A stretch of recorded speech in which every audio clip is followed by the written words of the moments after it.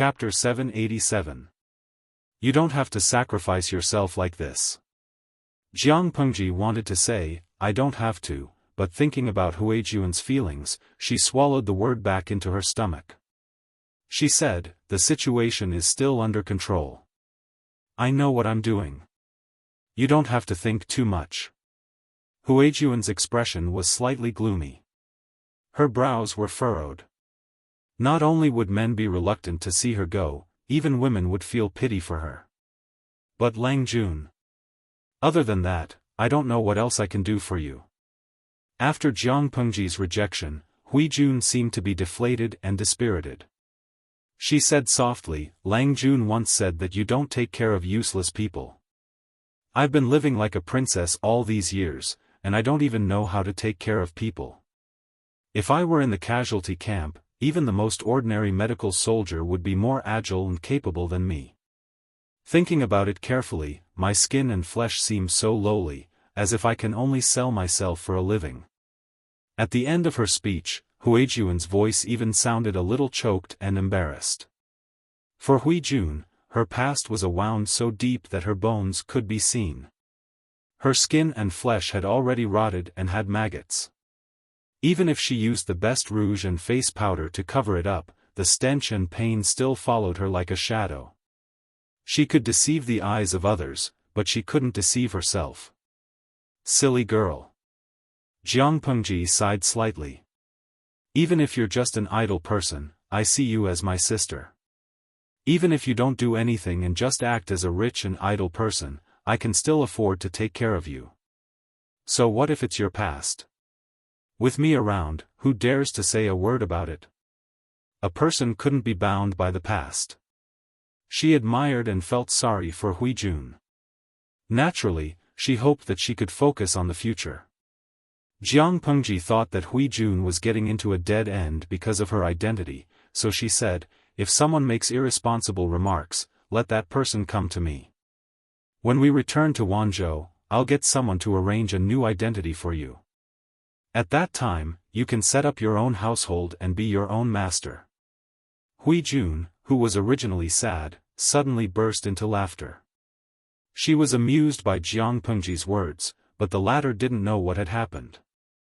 Although they were both women, Jiang Pengji's brain was fundamentally different from that of a normal person. Naturally, she wasn't as meticulous as Huijun. She could understand why Huijun was sad, but she couldn't understand why Huijun would suddenly laugh. The clouds dispersed and the rain stopped. A woman's heart is like a needle at the bottom of the ocean. Jiang Pengji suddenly remembered what the audience in the streaming room had said. She thought about it and felt that something was wrong. He felt that he had excluded himself from the category of women. Lang Jun, I don't have any other intentions. I just want to do my best for you. At this point, Huijun bit her full lower lip and said hesitantly, I'm not very knowledgeable, but I do know that the logistics are lacking now. Continuing to delay will only bring harm to Lang Jun. The general in charge of the Jiamen Gate Pass is a lustful man. Lang Jun only needs to let me show myself in front of him.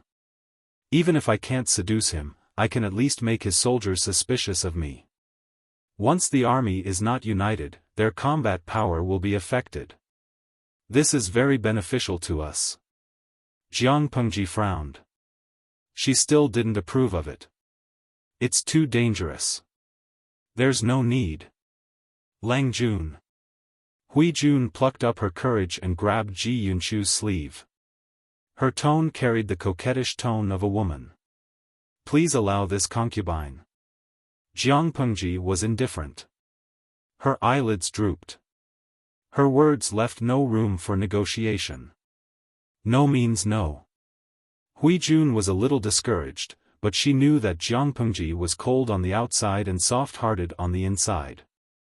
She might agree to this kind of thing if she was tortured a little more. Why not?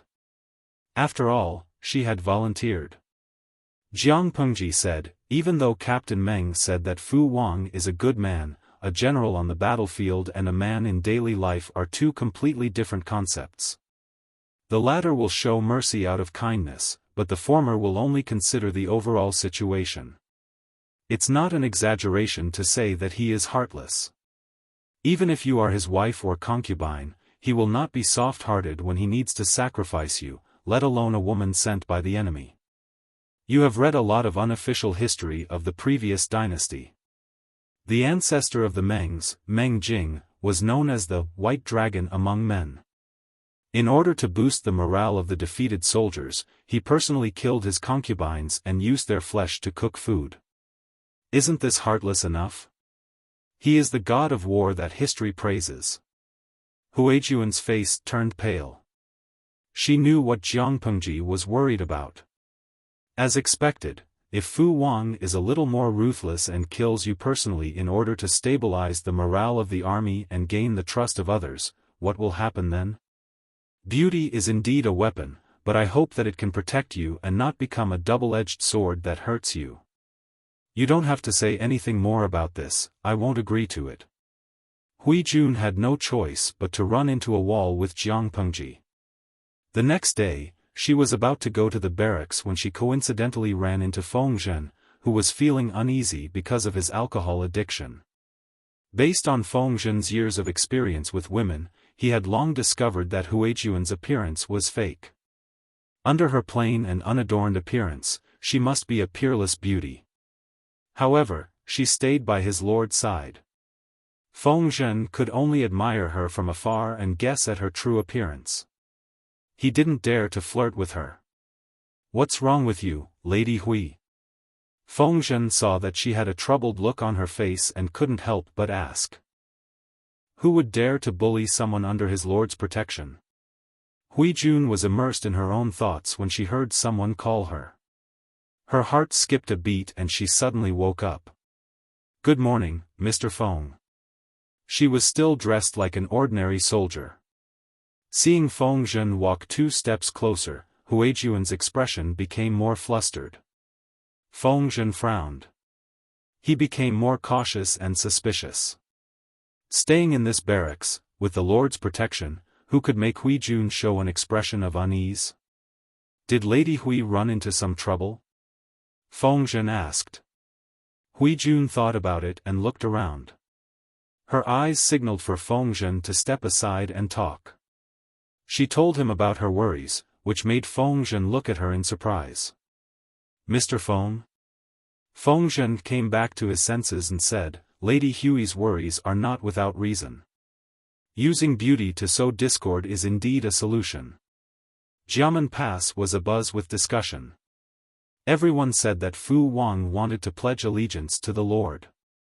If a peerless beauty appeared now, even if Fu Wang had a mouth full of mouths, he wouldn't be able to explain himself.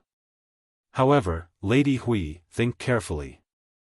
If you do that, not only will you be at a disadvantage, but your life will also be in danger. In order to eliminate rumors, the best way was to kill the beauty who offered herself to him. From what Fu Wang had done in the past, he was quite ruthless. It was not impossible for him to destroy a beauty. Huijun gritted her teeth and said, "If I can share Langjuan's worries, I am willing to do it. Please advise me on how to get Langjun to agree."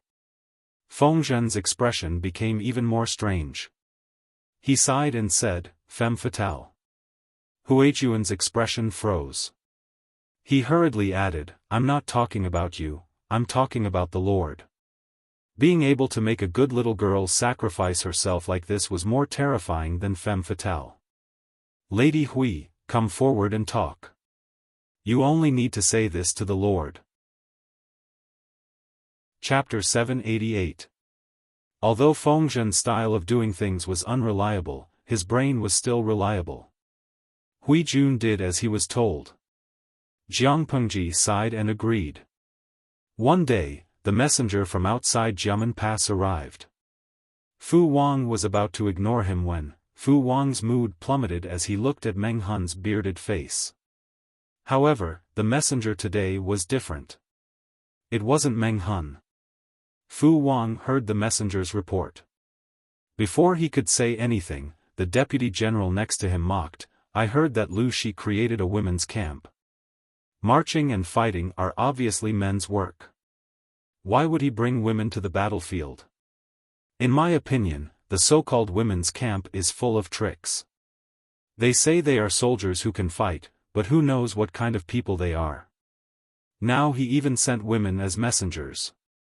As soon as the deputy general spoke, the others all showed expressions of agreement. Women should not go to the battlefield. Women on the battlefield were not decent women. Since ancient times, there had been no women in military camps. The women referred to the wives and concubines of the soldiers, who would bring their wives to war. As for prostitutes, they were not considered women in the eyes of the soldiers. They were just female animals. Fu Wang frowned. He had a rough idea of the identity of the messenger. Messenger, please wait in the side hall. I will go there now. Hui Jun was wearing a thick bamboo hat that covered her face that could bring disaster to a country and caused suffering to the people. Fu Wang saw the woman's figure and confirmed her identity. She was indeed the woman from the other day. How should I address you? Fu Wang asked hypocritically. Her Majesty the Empress? Hui Jun lifted the thick white curtain. She sat upright on the right side and bowed to Fu Wang. General, that's interesting. His Majesty is still very young. He is not even 20 years old. He is not married yet. How can there be an empress? Fu Wang's dark eyes stared straight at Hui Jun, and he saw that there was a trace of astonishment in her eyes. He had guessed Hui Jun's identity, but she did not know that the general was Fu Wang, the commander of Jiamen Pass. After a moment of shock, she felt some hatred in her heart. Her beautiful eyes glanced at Fu Wang's hands, and she calmed herself down. That day, it was this person who had almost killed Lang Jun with an arrow in the back. Although only her arm was injured in the end, Hui Jun applied medicine on Jiang Pengji's arm for 3 days. She kept this in mind. Fu Wang corrected himself, the late Empress. That Lu Shi sure is daring to hide you. As the saying goes, the death of a man is like the extinguishing of a lamp. No matter how absurd the emperor was when he was still alive, or how many wrongs he had committed, he was already dead.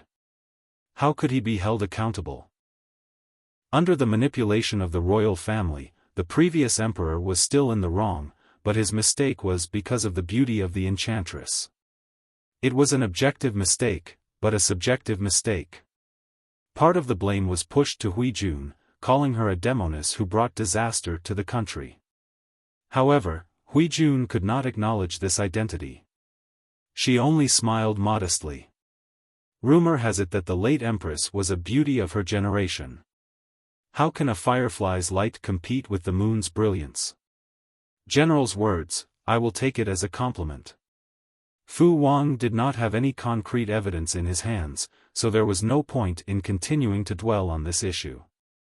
He said, Lu Shirong, how should I address this lady? My humble name is Hui Jun. Fu Wang said, what is Lu Shi's purpose in asking Lady Hui to come here? Hui Jun said calmly, I heard rumors in Jiamen Pass that you have the intention to pledge allegiance to my lord? Fu Wang's eyebrows twitched, but his expression did not change. He said, Lady Hui must be joking. I am loyal to my lord. Why would I betray him so easily? Considering that Lady Hui is a woman, I will pretend that I did not hear what you said just now. Although he said that, his eyes were glued to Hui Jun, as if he was attracted by her appearance. However, Hui Jun was used to seeing all kinds of looks. Fu Wang's acting skills could not fool her. General, I am relieved to hear that. Hui Jun smiled sweetly, and her beautiful eyes seemed to be shining. My lord was also shocked when he first heard this news. My lord also said that she admires you as an upright man. You have pledged allegiance to the Mengs, which is really casting pearls before swine. If it were not for the fact that we are in the middle of a war, I might be able to become your confidant. It's better for General to clarify this kind of rumor as soon as possible, lest the soldiers under your command become uneasy and hurt General's prestige. Fu Wang's smile was a little forced. Not to mention that he did not have the intention to kill, even if he did, he could not kill Huijun after she said that last sentence. If he killed her, it would be even more obvious.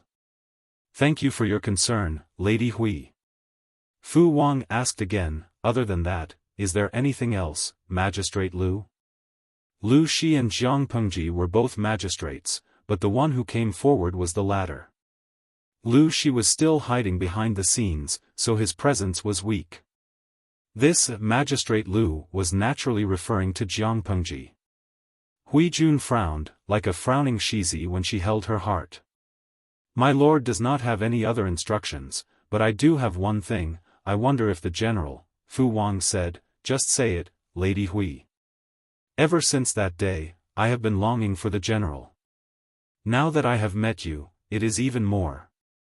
Huijun's cheeks were slightly flushed, and her eyes were moist.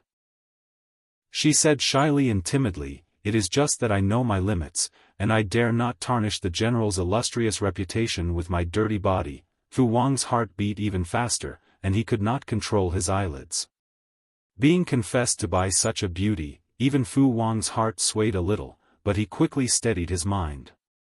Lust was like a knife above the head. Although the flower in front of him was the most beautiful in the world, it was not only thorny, but also poisonous. He could not touch it. Lady Hui, are you recommending yourself to sleep with me? Fu Wang's heart skipped a beat.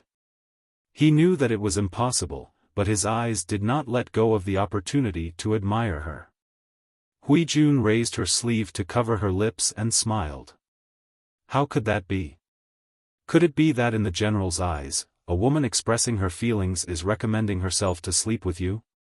It is just an ordinary love, and it is not necessary to obtain it. Looking at the general's handsome appearance, have you ever received the love of a woman before? In other words, she was all about flirting and not marrying. She was only responsible for fanning the flames and extinguishing the flames as she saw fit. Fu Wang felt a little awkward. In layman's terms, how could he not feel awkward when someone was talking about feelings and his mind went blank for a moment? Huijun's appearance was beyond Fu Wang's expectations, but she only came to take a look and then left. Although she had left, she left behind the legend of a peerless beauty. Fu Wang's confidant saw this and asked worriedly, General, do we need to stop the rumors? Not for now. Isn't this what Lu Shi wants to see? Fu Wang closed his eyes and said, how are the preparations for the chess piece? We received news not long ago that the preparations are almost complete. Lu Shi has not noticed anything. After all, in the eyes of ordinary people, this chess piece was indeed buried very deeply. Who would have thought that the confidant of the late Wulong County chief was their spy? For the next 2 days, Huijun took over Meng Hun's harassment work. Every day, she would come to Jiamen Pass for 2 hours before leaving. As the saying goes, 3 people make a tiger. Not only did the Meng family's spy completely suspect Fu Wang, even his confidant could not sit still. General, what are you? Chapter 789. Fu Wang raised his eyebrows in the face of his confidant's doubts. He looked majestic, as if he was looking down on all living things. What's wrong? The confidant wanted to ask his general if he had really fallen in love with a woman. But when his eyes met with Fu Wang's, he couldn't ask any more questions. Although it was said that the general liked beauties, he knew that Fu Wang wasn't a real lecher. So the confidant swallowed the words he was about to say and changed his words. General, if you don't do anything, Jiamen Pass is going to be in chaos. Fu Wang's confidant furrowed his thick black eyebrows. He looked fierce and worried. You know, Meng Zhan is a suspicious old fox. He has never trusted you for years. He has planted a lot of spies around you. If you do anything, those spies will definitely do something bad to you. Fu Wang waved his hand and said carelessly, I know about it. Those despicable people have been jealous of me for a long time. It's funny that those idiots are so useless. They have no talent except for jealousy. Meng Zhan would rather put me in an important position than give them a high position. If there were talented people under his command, Meng Zhan wouldn't have tolerated Fu Wang's bad temper. Fu Wang knew that, which was why he dared to do this. He knew that as long as he didn't betray the Mengs, no matter what he did, the Mengs would tolerate it. Every time he thought of Meng Zhan's sullen face, he felt extremely happy. That day, Hui Jun came to visit as usual. Along the way, the intense hostility in her surroundings made her heart tighten.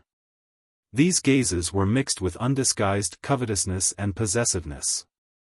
She was still smiling when she saw Fu Wang, as if she wasn't disturbed. "General, I have something to say, but I don't know if I should say it." Fu Wang said calmly, "Lady Hui Jun, just say it. In the next few days, you should be careful of the despicable people."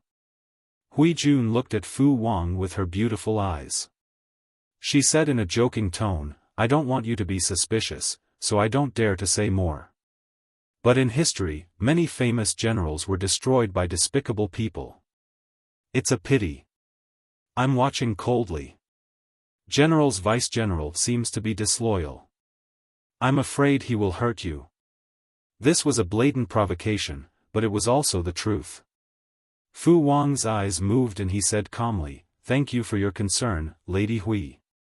I appreciate it." He had the intention to let outsiders see the internal discord and use it to confuse Jiang Pengji so that she would let down her guard. It was just that Fu Wang did not expect the old man to be so cunning. His arrangements were all within Jiang Pengji's expectations. The atmosphere in Jiamen Pass was getting more and more intense. It seemed that Fu Wang was really going to follow the beauty and surrender to the enemy. Jiang Pengji heard the spy's report. Fu Wang was preparing to strike at midnight the next day.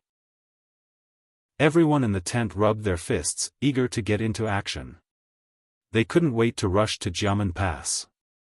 In the past half a month, they could only watch the Jiamen Pass unwillingly. Every day, they could only vent their excess energy by training. Now, he could finally go all out. Among the generals, Dian Yen was the calmest. Li Yun, the little angel, and Meng Hun couldn't contain their joy. In order to quickly accumulate military merits, the former was eager to fight every day.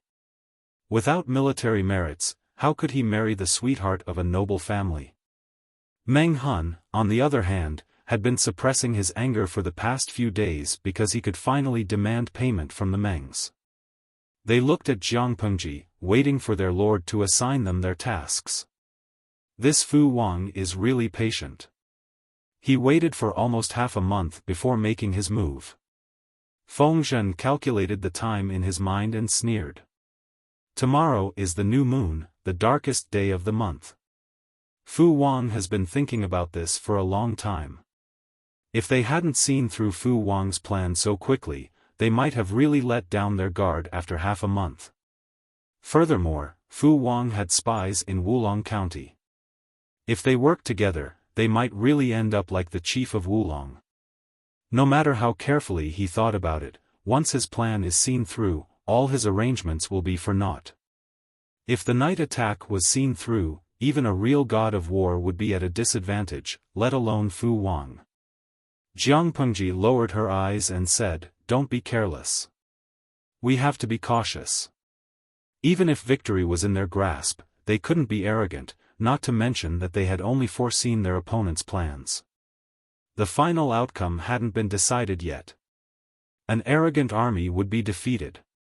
She always remembered these 4 words. Li Yun suddenly thought of something and asked Jiang Pengji, "My lord, if we make our move tomorrow night, then Lady Hui," in fact, Jiang Pengji didn't want Hui Jun to go to Jiamen Pass tomorrow. It was too risky. Now that they were at the end of the tunnel, Fu Wang might go all out and detain Hui Jun. If that happened, Jiang Pengji wouldn't be able to help. But Hui Jun had been there for several days.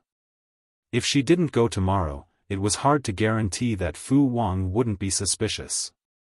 Once he became suspicious, it would alert the enemy and all their previous efforts would be in vain. Hui Jun was sensible and took the initiative to say to Jiang Pengji, "Of course we will do it tomorrow, or Fu Wang will definitely be suspicious." Jiang Pengji pursed her lips and furrowed her handsome brows. "I have an idea." She glanced at everyone in the tent. Seeing her eyes, Yang Si and Feng Zhen instinctively had a bad feeling. "Tomorrow, I will disguise myself as an ordinary guard and sneak into Jiamen Pass with Hui Jun. I will support you from the inside." Feng Zhen suppressed his impulsive thoughts. Why did his lord always like to take risks? She went wherever there was danger. But my lord, if she had to take the risk, Feng Zhen would rather choose someone else. Jiang Pengji said, "Don't worry, Zisher.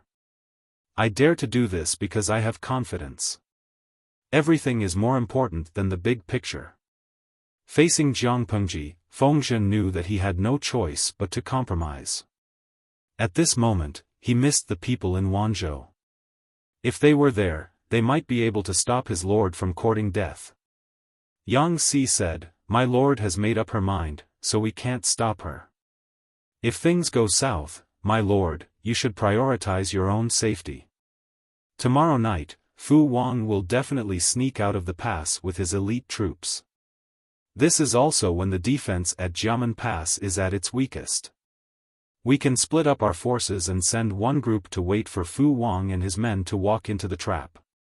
The other group will take advantage of the night to sneak around and break through the pass. If my lord can make trouble in Jiamen Pass and make them panic, it will be easy to break through the pass."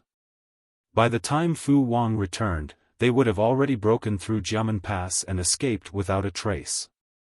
Her strategists had already taken a step back, so Jiang Pengji couldn't challenge their bottom line. Otherwise, they would be furious. Chapter 790. On the first day of the new moon, dark clouds covered the sky. There was no moonlight at all. Whether it was Jiang Pengji's camp or Jiamen Pass, both sides were filled with tension. The smell of gunpowder was strong. Fu Wang's expression suddenly changed when he heard the news of Huijuan's arrival. The two deputies looked at each other. They had almost forgotten about this woman. One of the deputies said, "General, if that woman sees the movements in the pass, once Lu Shi is on guard," another added. "Yes, for the sake of the bigger picture, we can't let her go." Fu Wang wanted to chase Hui Jun out so that she wouldn't see something she shouldn't see. Not only would it ruin his plan, but it would also bring her death. However, the deputy general had already spoken. Fu Wang couldn't show his selfishness. He said, "I know what I'm doing." Hui Jun was brought to the side hall. Even though her face under the heavy curtains was cold, she still calmed herself down. "General, it's only been a day. Why do you look so pale?" Hui Jun smiled naturally, as if she didn't notice the unusual atmosphere in Jiamen Pass. She took small steps forward and was only a few feet away from Fu Wang. He could even smell her body fragrance. Fu Wang looked at Hui Jun seriously. His dark eyes were filled with undisguised strong emotions. "My soldiers are disobedient. It's a little tiring. I'm not feeling well today. I've made a fool of myself in front of you." Huijuan's heart tightened when she heard how Fu Wang addressed her. She didn't know if he did it intentionally or unintentionally. "I've told you before that some of your subordinates have ulterior motives. Could it be that they are the ones causing trouble and bringing trouble to the general?" Hui Jun listened attentively. She wasn't an innocent girl. Fu Wang's gaze at her today was very strange. Her heart skipped a beat, and the look in her eyes changed. She looked at Fu Wang with deep concern. Fu Wang leaned slightly and asked her, "Are you worried about me, Lady Hui?" I've said before that I've admired you for a long time." Hui Jun nodded shyly. She wasn't overly innocent, but she didn't seem to be fawning either. It tickled Fu Wang's heart. She was trying to seduce him. Xian Mu. Fu Wang took the opportunity to catch Huijuan's outstretched hand. It felt warm and smooth to the touch. There was an indescribable feeling, as if a feather had touched the softest part of his heart. Please speak frankly, Lady Hui. I am but a boorish person, it is inevitable that I will misunderstand. Huijun secretly wanted to withdraw her hand, but the other party's palm was like an iron hoop. She couldn't move at all. The general is mighty and extraordinary. As long as it's a woman, which woman wouldn't like him? Do you really want me to say it out loud? Towards the end, her tone had a sweet and numbing tone, which shocked Fu Wang so much that he almost couldn't hold her hand. Even though he knew that Huijun was lying, Fu Wang was still very happy. Apart from Jiang Pengji in the system, no one else knew that Huijun was capable of seduction. The so-called charm art was not just mind control in the ordinary sense. It was a very high-level mind interference that ordinary people would not be able to resist. Even Huijun herself didn't know much about it. She only knew that others were easily influenced by her, but she didn't know the specifics. Fu Wang laughed bitterly, and his mind became clearer. He said, everyone says that the home of a gentle woman is the grave of a hero. I used to scoff at it, but now I understand that I'm too inexperienced. If the home of a gentle woman is Huinyangzi, few men in the world can resist it. Huijun asked with a smile. Her delicate body softened and she leaned against his chest. She asked meaningfully, to me, this is probably the most touching words of love. I wonder if the general is in the majority of men's group, or the few men group. The tip of his nose sniffed the fragrant body fragrance. It was sweet but not greasy, and it stirred up his feelings. He secretly glanced at the sky outside, smiled, and carried her horizontally, causing her to cry out in surprise. In front of Huinyangzi, Fu Zhengtu is just an ordinary man. Fu Wang, whose courtesy name was Zhengtu, was given to him by Fu Yang when he was still alive. Apart from a few confidants, few people knew about it. On the other side, the guards who followed Huijun into the pass were all settled in a remote place. There was a stable nearby, and the smell was very strong. Jiang Pengji was disguised as an ordinary guard. Along the way, she smelled a different kind of tension. My lord, what do we do now? Li Yun lowered his head and asked Jiang Pengji in a low voice. Yes, Li Yun had also snuck in. Now he had a heavy responsibility. Not only did he have to think of a way to cause trouble in Jiamen Pass, but he also had to protect Jiang Pengji. Sigh, if his lord was hurt, he could imagine the sinister smiles of the men in his mind. Looking at the situation, they want to detain us so that we can't leak any information to the outside world. That's just what we want. If Fu Wang didn't intend to detain them, Jiang Pengji would have to worry about how to justifiably stay in Jiamen Pass. The night was deep, and there was not a trace of moonlight in the sky. It was pitch black as far as the eye could see, as if a ferocious beast was hibernating in the depths. I'm only worried about Huijun now. Fu Wang is still trustworthy. He thinks that he has victory in his grasp, so he won't kill Huijun to raise the morale of the troops.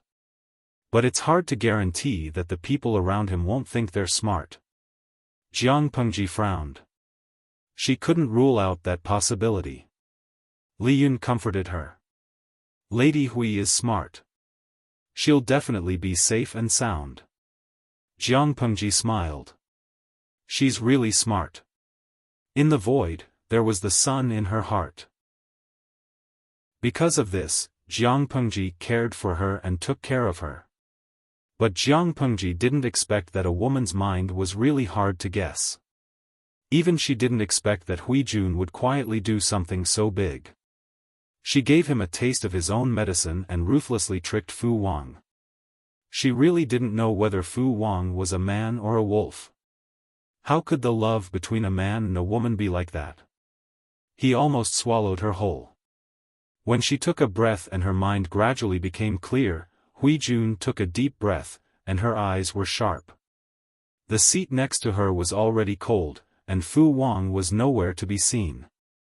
Hui Jun raised her hand to touch her aching neck, collarbone, and full lips. She spat softly. Her voice was hoarse. "Serves you right."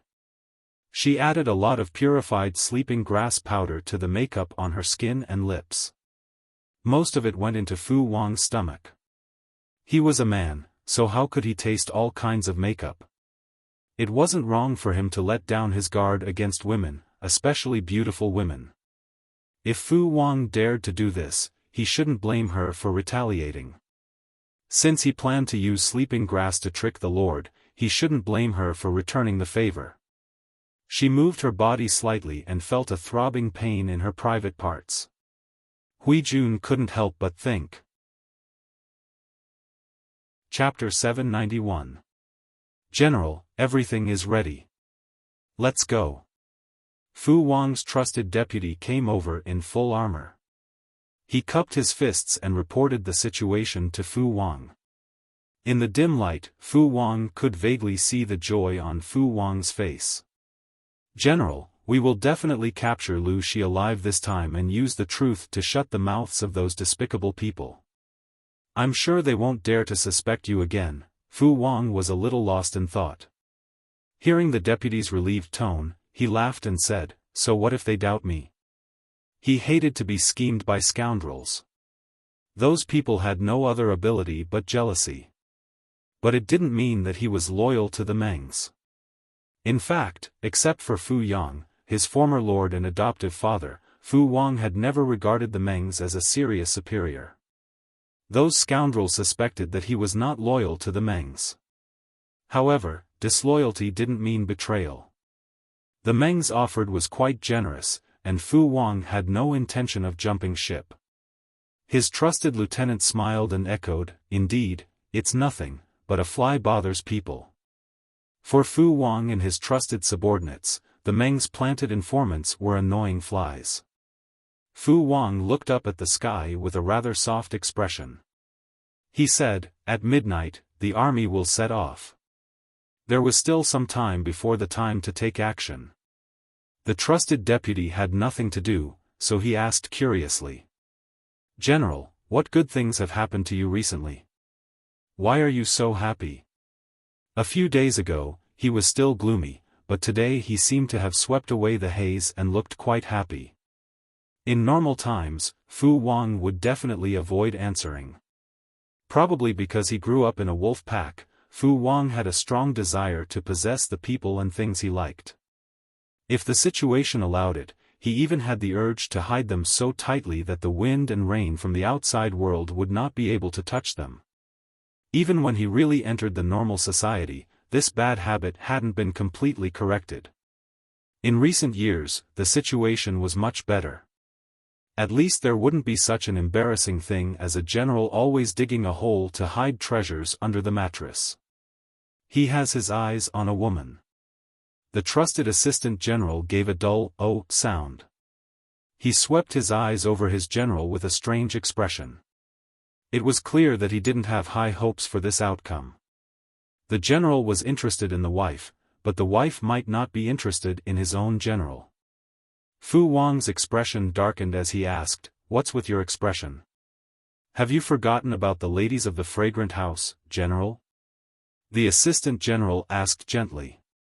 Fu Wang was a single adult with no concubines or children. Though he was highly valued by the Mengs now, in an ancient society where bloodlines and origins were highly valued, no matter how a brat like Fu Wang could climb up and become a legend, he would still be looked down upon. Not to mention the noble ladies, even those poor and destitute women looked down on him. Fu Yang naturally did not want to see Fu Wang suffer, so the marriage was delayed until Fu Ju passed away from illness. Without a family to arrange for him, Fu Wang was alone. It was just that he also had the needs of a normal man. Logically speaking, such a golden bachelor should be the most sought-after object in the brothel. But the truth was, ever since the young and ignorant Fu Wang had been lured to a few brothels by Fu Jing's old subordinates, he had been despised. Using the words of the few flower maidens who maintained a dewy relationship with Fu Wang for a short period of time, serving such a man was like suffering.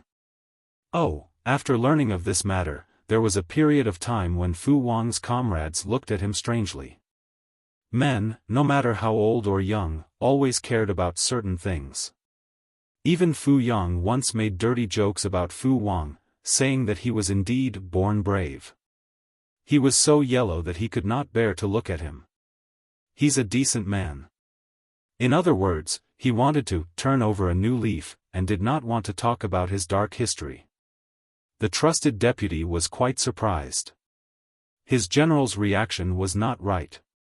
It was as if he wanted to take him back to warm the Kong bed. Which family is she from? Xiamen Pass was a remote and desolate place. What kind of beautiful woman could be bred from such a barren land? Could it be that his general did not like delicacies and preferred plain porridge and side dishes? You talk too much. Fu Wang said in a faint voice of disdain. The trusted deputy felt as if an arrow had pierced his heart. At this time, Fu Wang said with the horsewhip in his hand, "Just wait until you win against Lu Shi." The trusted deputy was so shocked that he almost fell off his horse. It couldn't be, could it be that his general had fallen for Lu Shi? What a high standard. His taste was also quite strange. It was said that Lu Shi had disguised herself as a man for 18 years, but no one had seen through her disguise. It was obvious that she was a boorish man. The image of a bearded man whining shyly and pounding on his chest suddenly appeared in his mind. He could not accept it. Time passed quickly in the solemn atmosphere. Fu Wang never fought a battle without preparation. He had thoroughly studied the terrain around Xiamen Pass. Even if it was dark at night, his army would not be disturbed. To be safe, he even wrapped the horses' hooves with cloth and tied their mouths to reduce the sound of hooves and snorts. In his eyes, he was not only a man, but also a wolf. No matter day or night, it was his home field. After some effort, Fu Wang had already led nearly 10,000 soldiers to Jiangpengji's camp. Torches burned in the distance, and he could vaguely see people walking around. The camp was quiet as usual. But for some reason, Fu Wang's heart skipped a beat. He felt that something was wrong. However, the arrow had been knocked on the bow and had to be released. He had been planning for so many days, and he could not let it go to waste. The trusted deputy was the first to notice his abnormality. "General, what's wrong?" the deputy asked in a low voice. Fu Wang shook his head and said, "I don't know why, but I feel that something is wrong." The trusted deputy frowned and said, "Could it be that scoundrel is causing trouble for you again?" Fu Wang had left most of his elites and trusted subordinates at Xiamen Pass, and the soldiers he had brought with him were all close to the Mengs. He had no choice but to bring them with him for the sneak attack. The last time Fu Wang attacked Wulong County, he had brought Fu Wang's old subordinates, who were also his trusted subordinates. They had made a great contribution. The soldiers close to the Mengs were dissatisfied. They thought that Fu Wang was favoring them and discriminating against them because of the unfair distribution of military merits. It was no wonder that Fu Wang was unhappy because they were not his elites. No, they don't dare to be so bold. If they neglect their duty because of personal feelings, I will cut them down. The trusted deputy glanced behind him and said in a low voice, "Then why?" Fu Wang said, "I can't say. I just feel a little tired." As time went by, he even felt that his weapon, which usually did not weigh much, had become much heavier. It was not a good sign. If he was talking to an outsider, he would definitely not say that his condition and mentality were not good. But he did not have to hide it from his trusted subordinate. After saying that, before the trusted deputy could speak, he was stunned. If it were not for the darkness of the night, others would have seen his face turn red. Before the battle, he had hugged a beauty and done all kinds of shameful things. Was that why he felt tired? This reason. It would be embarrassing to say it out loud. Chapter 792. More than 10,000 troops split into several groups and sneaked toward Jiang Pengji's camp. Fu Wang ordered his men to shoot whistling arrows. Once they heard the order, they would attack the camp. The so-called whistling arrows were also known as whistling arrows. The soldiers tied a small bamboo whistle to the arrow shaft. The arrow shaft flew into the sky and made a sharp sound. It could be said that if Jiang Pengji hadn't seen it in advance, Fu Wang's move would have caught people off guard. It was a pity that Jiang Pengji was destined to be a stumbling block on Fu Wang's road to success. Not only could this stumbling block cut the legendary Fu Wang in half, but it could also give him a deeper blow. After the order was given, several troops rushed into Jiang Pengji's camp from all directions. Fu Wang rode the horse. The more intense the exercise, the more he felt his energy depleted. At first, he met with weak resistance, but Fu Wang took the lead and opened a path to the main tent like a god of death. The uneasiness in his heart grew stronger. Something was wrong. Fu Wang's eyes suddenly widened. The uneasiness in his heart grew stronger. He had to leave as soon as possible. General, it's a trap.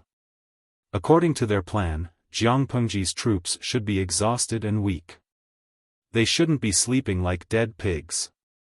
However, when their army rushed into the camp, there were only a few soldiers who rushed out. It was like an empty camp. The trusted assistant general rushed into a few larger tents and found them empty. Instead, there were piles of hay and dead branches on the ground. They had fallen into a trap. After coming to a conclusion, the trusted assistant general hurriedly reported to Fu Wang. The trusted subordinates of the Mengs were only thinking about making a great contribution. Fu Wang was panicking, but his face was calm and composed. Even if they had fallen into a trap, if even the general panicked, wouldn't the soldiers under him be in a mess? Get into formation and cover the retreat. No matter what Lu Shi had up his sleeve, the best choice was to leave as soon as possible. However, Feng Zhen and the others wouldn't give him the chance.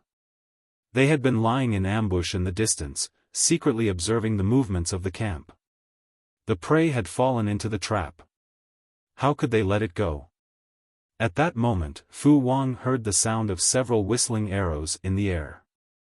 He didn't arrange the whistling arrows. It could only be Lu Shi's action. This was the signal to attack.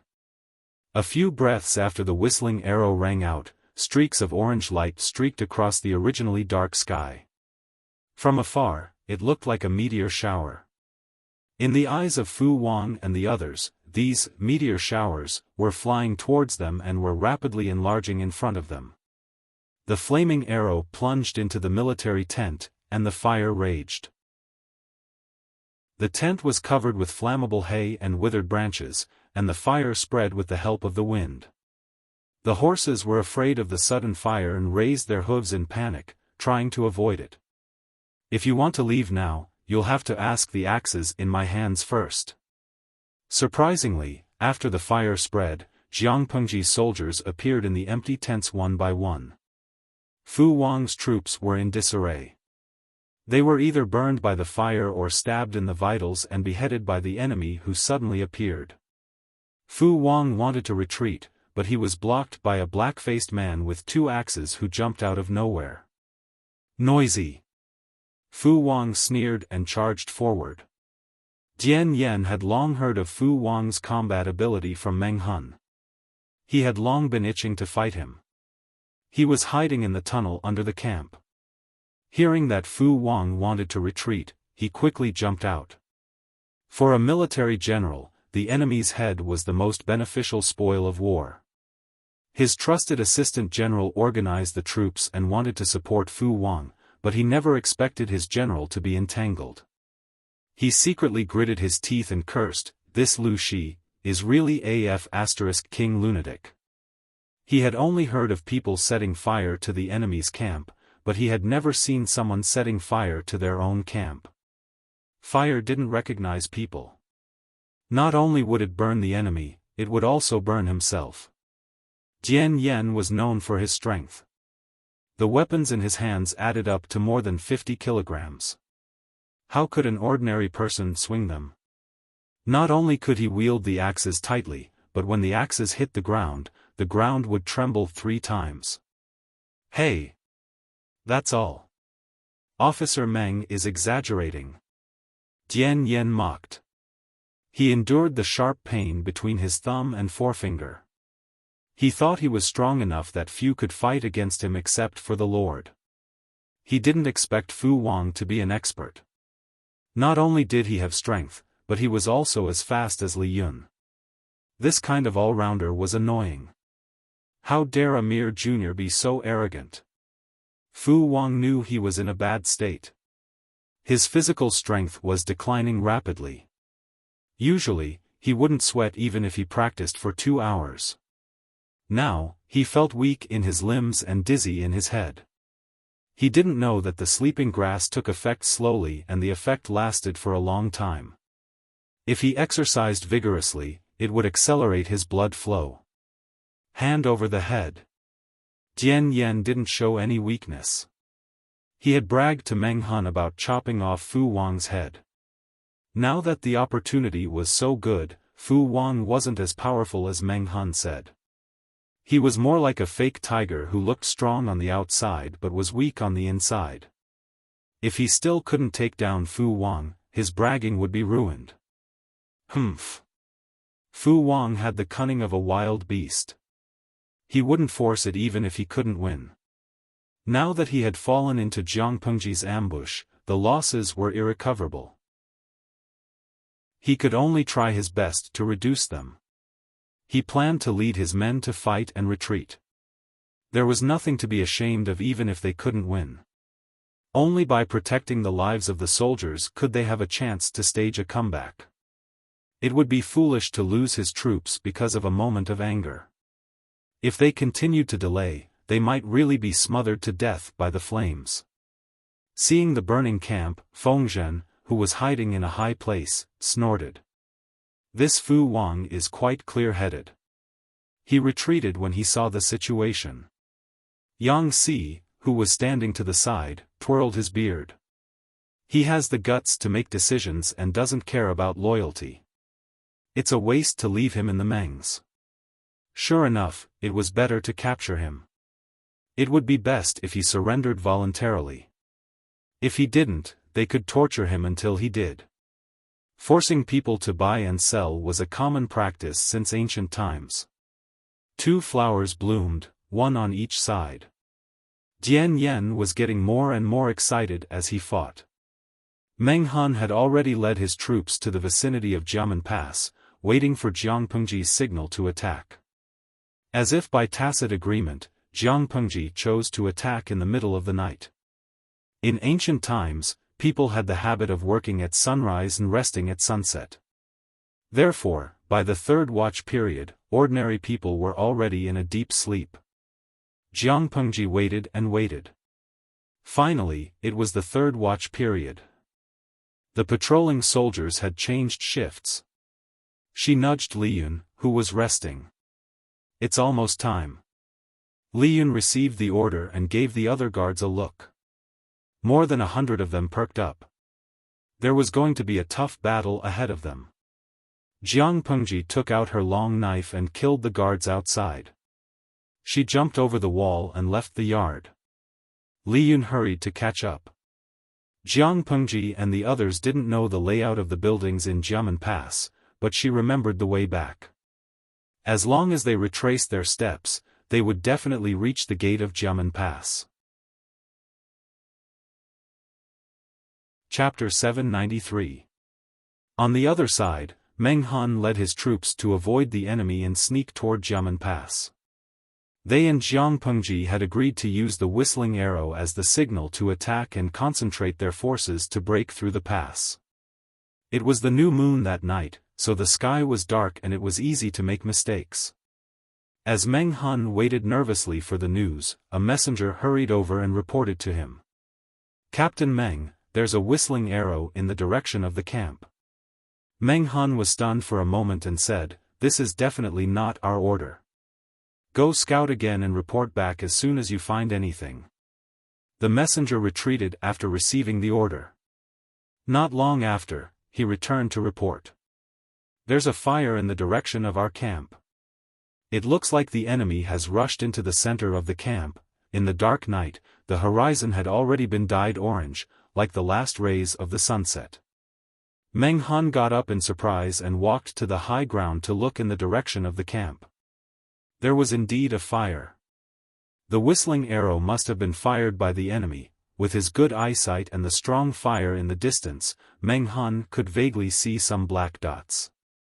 Based on the intensity of the fire, Meng Han could guess how tragic it was over there.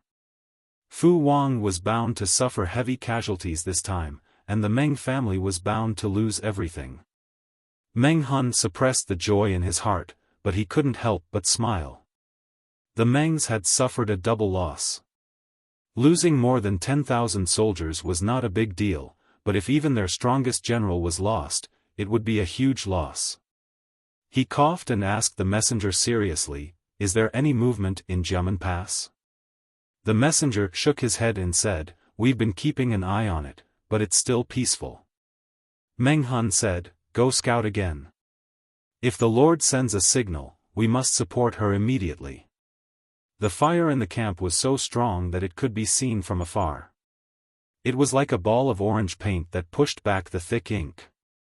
Jiamen Pass was on high ground, so it wouldn't take long for the enemy to notice the fire. The Lord inside the pass would see it too. Meng Han was sure that he would receive Jiang Pengji's signal soon. At that moment, the soldiers inside Jiamen Pass also noticed the strange burning clouds in the sky. However, they did not realize that Fu Wang had fallen into a trap. They thought that Fu Wang had led his troops to a great victory and burned down Jiang Pengji's camp. The soldiers guarding the pass noticed the abnormality in the distance and immediately passed the news to the generals who stayed behind. Because of the unequal distribution of military merits, Fu Wang could only bring the elites who were close to the Mengs this time. His own trusted subordinates had to be hidden for a while. However, he was not worried about leaving Jiamen Pass to his trusted subordinates who had fought with him for many years. Upon receiving the news that Jiang Pengji's camp was on fire, the confidant did not suspect anything. His thoughts were similar to those of the soldiers. He couldn't be blamed for being careless. Ever since Fu Wang entered the battlefield, he had never been defeated. Because Fu Wang was born to be brave and strong, other people always thought that he was a brute with only muscles and no brains when they saw his appearance. In fact, he was not. This person was cunning and paranoid. He had always viewed war as hunting and was very patient when waiting for his prey. As long as the opportunity was not ripe, no matter how noisy the outside world was, he would not make a single move. He was as steady as a statue. For example, when Fu Yang was seriously ill, the Mengs came to recruit him after the 7th day of Fu Yang's death. They even wanted to take over the troops that Fu Yang had left behind. The rumors were not groundless. Many people suspected that Fu Yang's death was related to the Mengs. Even though it had nothing to do with the Mengs, Fu Yang and the Mengs were sworn enemies. It was too much for the Mengs to recruit him after the 7th day of his death. At that time, his trusted subordinates thought that Fu Wang would explode and fight the Mengs to the death. But what happened in the end? In the end, Fu Wang calmly accepted the Mengs' offer. He protected the elites of Fu Yang's old troops and laid low to cultivate his forces. In order to achieve his goals, Fu Wang was too patient. This style and his high martial arts skills made Fu Wang quite popular on the battlefield. He had made great contributions to the Mengs and had never been defeated. Don't panic. Let's stabilize the situation in the pass first. Fu Wang's soldiers had a kind of blind trust in their general. They did not think that their general would be defeated. Send a team to the front line to check. Lu Shi is not a mediocre person like the Wulong County chief. He won't give up easily. Everyone believed that Fu Wang would win. But when they thought of Lu Shi's previous achievements, they felt a little uncertain. To be on the safe side, it was better to send someone to the front line to check. If the general did not bring enough troops, they could prepare for reinforcements. As they were talking, there was a commotion outside. It was so loud that everyone in the hall could hear it. Who's making noise outside? Hearing the commotion, Fu Wang's trusted subordinate raised his eyebrows and his face was full of anger. Wild wolves like to live in groups. Although they were not the strongest among the wild beasts, they lived in packs and had extraordinary combat strength. Their internal discipline was strict. Under the influence of the wild wolves, Fu Wang was unusually strict with his troops. He could be considered the most ruthless among the Meng's retainers. Under normal circumstances, no soldier would dare to blatantly violate military discipline. The noisy soldier was caught. He did not dare to delay and reported breathlessly, "Deputy General, there's a fire in the pass." A fire in the pass? The eyes of the trusted subordinate twitched, and a cold chill rose in his heart. What fire? He strode out and looked down from a high vantage point. Sure enough, there was a fire in Jiamen Pass. Who is the arsonist? The soldier answered, "We don't know yet. The fire was already burning when we found it." At that moment, another soldier came to report. The arsonist had been found. "Deputy General, the guards sent by Lu Shi are rebelling. They are heading toward Guanmen." What? Upon hearing this news, that person's heart skipped a beat, and a chill spread through his entire chest. He thought of a possibility and hurriedly said, "Could it be that those guards discovered that something had happened in Lu Shi's camp? That's why. Oh no, quickly send people to stop them." As soon as he gave the order, a dozen sharp bamboo whistles sounded in the sky above Jiamen Pass. Looking in the direction of the sound, one could vaguely make out a dozen whistling arrows. Now, the general who stayed behind to guard the pass gave up on his previous guess. What followed was an even more ominous feeling. The movement of the 100 guards was not a coincidence. They did not act after seeing the change in Lu Shi's camp. It was clearly premeditated. Thinking of this, he hurriedly ordered the soldiers to stop Jiang Pengji and the others from approaching Guanmen. Report. The messenger dragged his voice and rushed over on horseback. He did not even catch his breath when he got off his horse. He hurriedly cupped his hands and knelt on one knee. "Deputy General, a large number of enemies suddenly appeared outside the pass. The number is unknown." The general who stayed behind to guard the pass turned pale. He subconsciously looked at the orange, burning cloud in the sky. This is Lu Shi's evil plan. Oh no, the general is in trouble.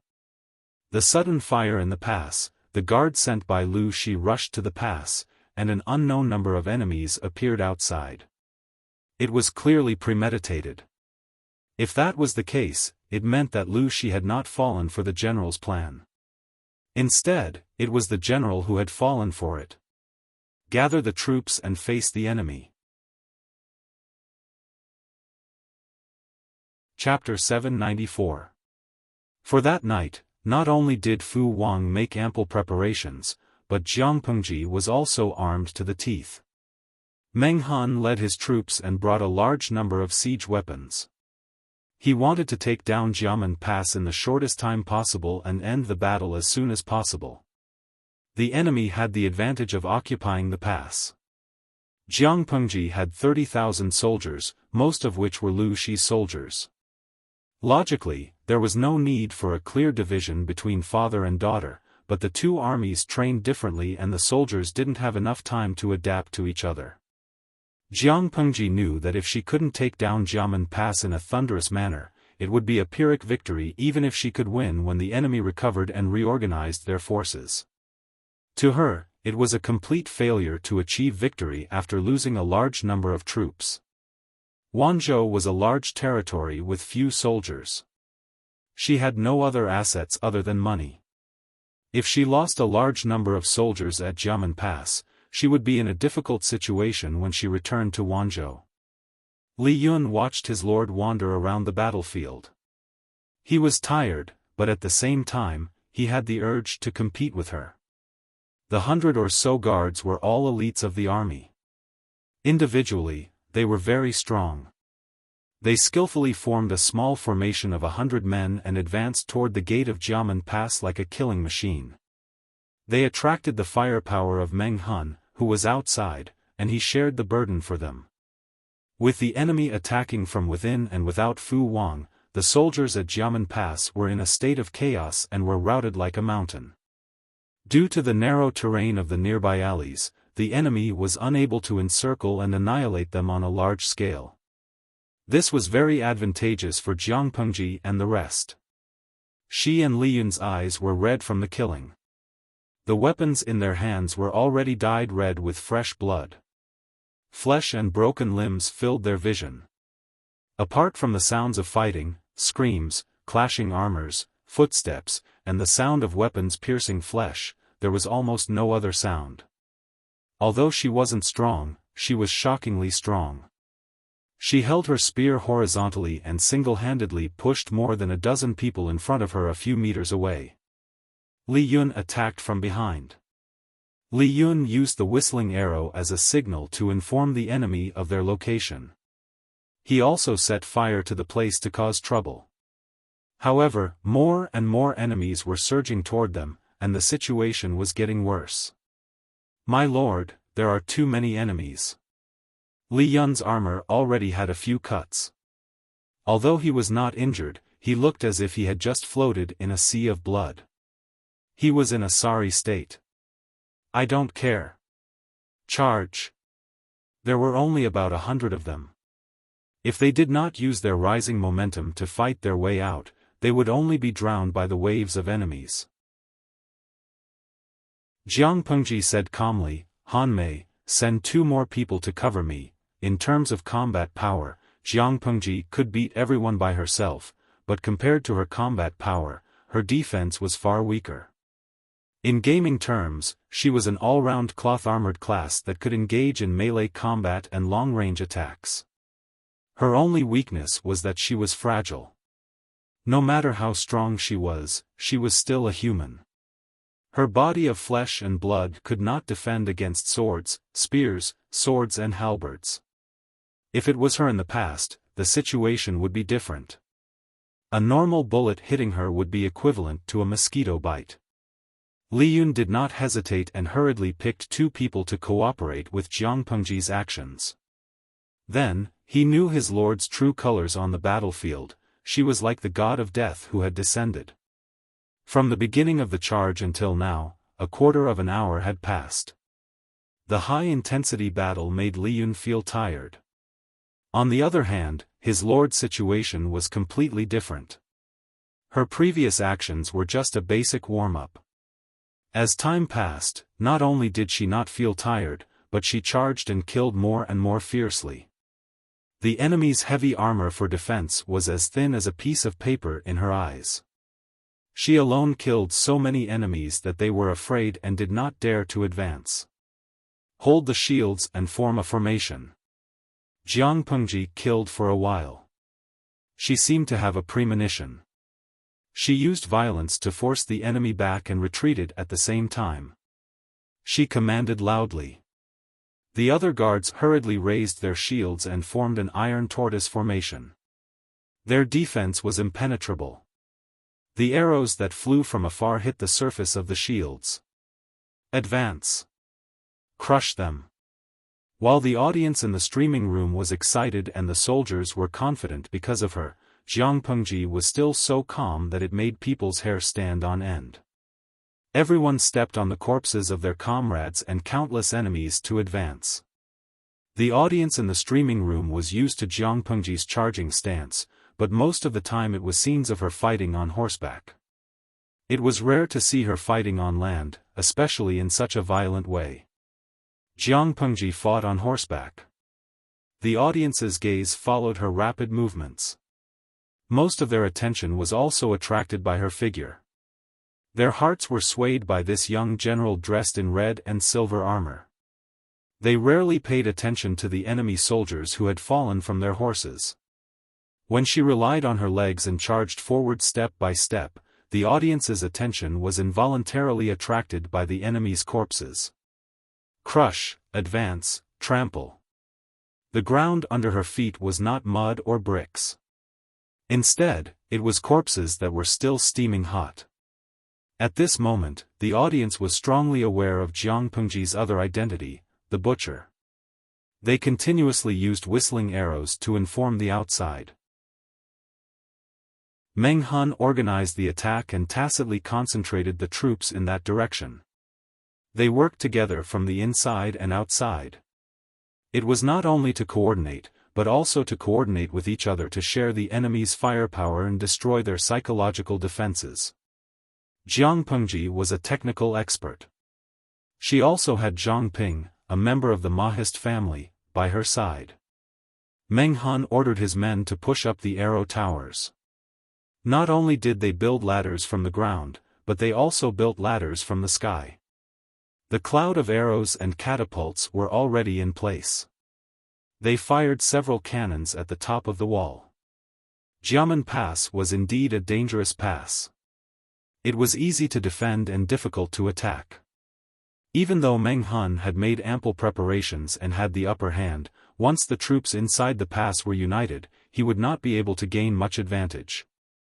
Even so, Meng Han had no way to retreat. He could only attack with all his might. If he could not break through Jiamen Pass tonight, he would have to atone for his sins with his death. Why? Didn't they see the whistling arrows flying above Jiamen Pass? Their lord was still in the city. If they failed to break through, Jiang Pengji would die sooner or later. Meng Han thought about it carefully. Their lord's death was caused by his incompetence. How could he live? Attack. In fact, when the troops inside the city realized that they had fallen into a trap and that their general was likely to be ambushed, their morale was already shaken. The general who stayed behind to guard the city had some reputation in the army, so he could barely keep the situation under control. However, Meng Han's attack was too fierce. Both sides had only attacked the city for one round, but the number of casualties kept rising. The huge pressure formed a thick cloud that shrouded every soldier's heart. To add fuel to the fire, there were fierce tigers outside the city and fierce wolves inside the city.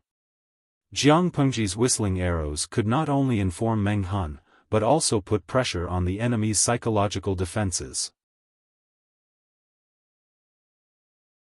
Chapter 795. Useless fools.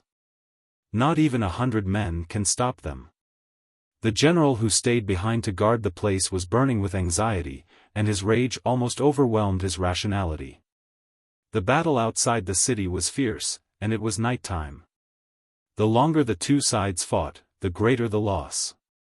In comparison, the mental pressure of the soldiers at Jiamen Pass was far greater than that of the troops outside the city.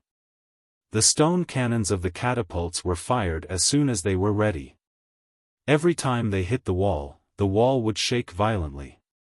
The soldiers on the wall had the illusion that the Jiamen Pass, which was usually impregnable, was about to be torn down by a violent demolition team.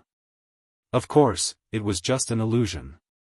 Jiamen Pass was known as one of the most dangerous passes in the world. It was not that easy to demolish it. However, the huge stones rained down from the sky like a meteor shower. Not only did they hit the wall, but they also smashed into the city. Because of the whistling arrow, Meng Han ordered the cannoneers to avoid that area. As for the other areas, smash them. Arrows rained down like a tide, stones filled the sky, and ladders were set up outside the city. Soldiers carried shields to block the stones and slowly climbed up. Under the cover of dozens of catapults, the soldiers on the wall did not have the energy to stop the enemies who were trying to climb up the wall. Deputy General, bad news. The enemy is closing in on the gate. Stop them. Are we going to watch them open the gate from the inside? The general felt like he was about to explode. His general had fallen into a trap, and his life was in danger. The enemy was pressuring him from both inside and outside the city, and he was almost out of breath. But he still had a bottom line. People could die, but Xiamen Pass could not be lost. Even with Jiang Pengji's help, they were still in a dangerous situation after losing the narrow terrain. There were enemies on all sides, and it would not be easy for them to break through. Even though Jiang Pengji could cut through the enemy's formation like a sharp knife, the advance of the troops was getting slower and slower, and the number of corpses of their comrades was increasing. There were too many enemies, and it was impossible to hold the line with only a few hundred people. If someone did not react in time due to exhaustion, they would be turned into a hornet's nest in the next second. Along the way, the corpses of the enemy and their comrades were strewn all over the road. The moment they fell, they were quickly trampled into meat paste. If it weren't for Meng Hun using the catapults to cover and share the firepower, there wouldn't be many of them left. Jiang Pengji's eyes widened with determination. Her breathing was no longer as steady as before. It was rapid and heavy, and her cheeks were covered with the enemy's blood. If one looked closely, they could see thick blood hanging from her eyelashes. The scarlet color was almost black, as if it was going to contaminate her inky eyes. Not only was Jiang Pengji in a sorry state, but Li Yun, who was engaged in a bloody battle at the side, also looked like a terrifying lunatic. Hold the shields, shrink the formation. The number of troops decreased sharply. Jiang Pengji ordered the remaining troops to shrink the line of defense to reduce the pressure and prevent them from being overwhelmed by the enemy. The gate of Xiamen Pass was less than 300 feet away from them, but there were countless enemies between the two places. This was a great moat that they had to cross. The power of a catapult was quite terrifying. Not only could it shake the walls of Xiamen Pass, but it could also destroy the buildings in the city. A large number of soldiers had gathered in the city to surround and suppress the enemy. The boulders that were thrown out did not even need to be aimed, they would hit the target. Jiang Pengji and the others advanced another 100 feet. Her ferocious fighting ability terrified the enemy, and they almost lost their courage. They thought that the last part of the journey would be extremely fierce, but it turned out to be even easier than before. There were two main reasons for this. First, the range of the catapult was limited. Although it could be thrown into the city, it was not far. The closer Jiang Pengji and the others got to the gate of Xiamen Pass, the closer they were to the catapult's shooting range. Second, Jiang Pengji killed too many people. The more enemies she killed, the less the enemies in her way dared to fight her. Jiang Pengji led the remaining 30 people into the city. Li Yun was shocked to find that the city gate had been nailed shut with a thick wooden plank. Even though he was a good-tempered person, he could not help but curse. The viewers in the streaming room were even more furious. It was not easy for them to fight their way out of the city, only to see the city gate nailed shut. How did it feel? For example, a patient was seriously ill. He begged his parents to raise enough money for the operation before the disease worsened, only to find out that the operation fee was not 100,000, but 1,000,000. The impact of falling from heaven to hell was indescribable. Even though Li Yun was a man, he felt hopeless. His eyes could not help but redden. They were only separated by a few feet of thick city wall. Outside the city were their own people, but at such a close distance, they were separated by life and death. "My lord, the city gate has been nailed shut." Li Yun's voice was trembling. It was not a big deal if the generals died in battle, but if they dragged the lord down with them, they would be incompetent. Jiang Pengji glanced at the messy thick wooden plank on the city gate. Her expression became more ferocious and fierce. The viewers in the streaming room were in an uproar. Although they did not participate in the bloody battle, they were worried. They were so close to success, but they did not expect the enemy to play dirty. No wonder there were so many soldiers guarding the city gate. It turned out that they were messing with these things. Jiang Pengji said calmly, Han Mei, go and command the defense. Try to hold on for a while longer. The city gate was narrow, so they only needed to defend against the enemy from one side. It was very advantageous for them. However, no matter how advantageous it was, they could not hold on for too long. Jiang Pengji bore the brunt of the energy consumption, but the other soldiers were also under a lot of pressure. She could operate like a machine for a long time without her condition deteriorating, but the others could not. Yes, I will. Li Yun agreed. Even though he did not know what Jiang Pengji was going to do, his lord gave him a great sense of security. What was Jiang Pengji going to do? Tear down the city gate with her bare hands. At that moment, Meng Han, who was outside the city gate, felt his heart palpitate. He had not heard his lord's warning arrow for a long time. It was either inconvenient or, thinking of the latter possibility, Meng Han hurriedly suppressed this terrifying thought. Impossible. My lord will definitely be blessed by the heavens. At that moment, Meng Han was extremely regretful. Why did he not strongly dissuade and stop his lord when she was courting death? Jiamen Pass was indeed a dangerous pass. Even such a fierce attack could not take down the city wall. The more it was like this, the more anxious he became. The enemy soldiers inside the city were worried about their commander. Wasn't Meng Han also worried about his lord outside the city? He could only order the attack to continue, his heart filled with apprehension and hope. It was at that moment that the general who stayed behind said fiercely, "They must be killed." He had ordered his men to temporarily seal the city gate. He was prepared to catch Jiang Pengji and the others like turtles in a jar. At that moment, there was a violent tremor under their feet, followed by the sound of the city gate being attacked. Are these people using siege weapons? If that was the case, it would be interesting. The enemy's allies were inside the city gate, so they could kill each other. Chapter 796. It wasn't a siege weapon. If it wasn't a siege weapon, why was there such a huge commotion? The general was stunned.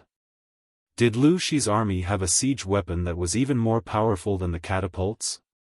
Before he could recover from his shock, another crash came. Amidst the shouts and screams, the sound of the gate breaking was particularly clear. He was about to ask when he saw a messenger running up the wall. His expression was one of shock and horror. Bad news, Deputy General.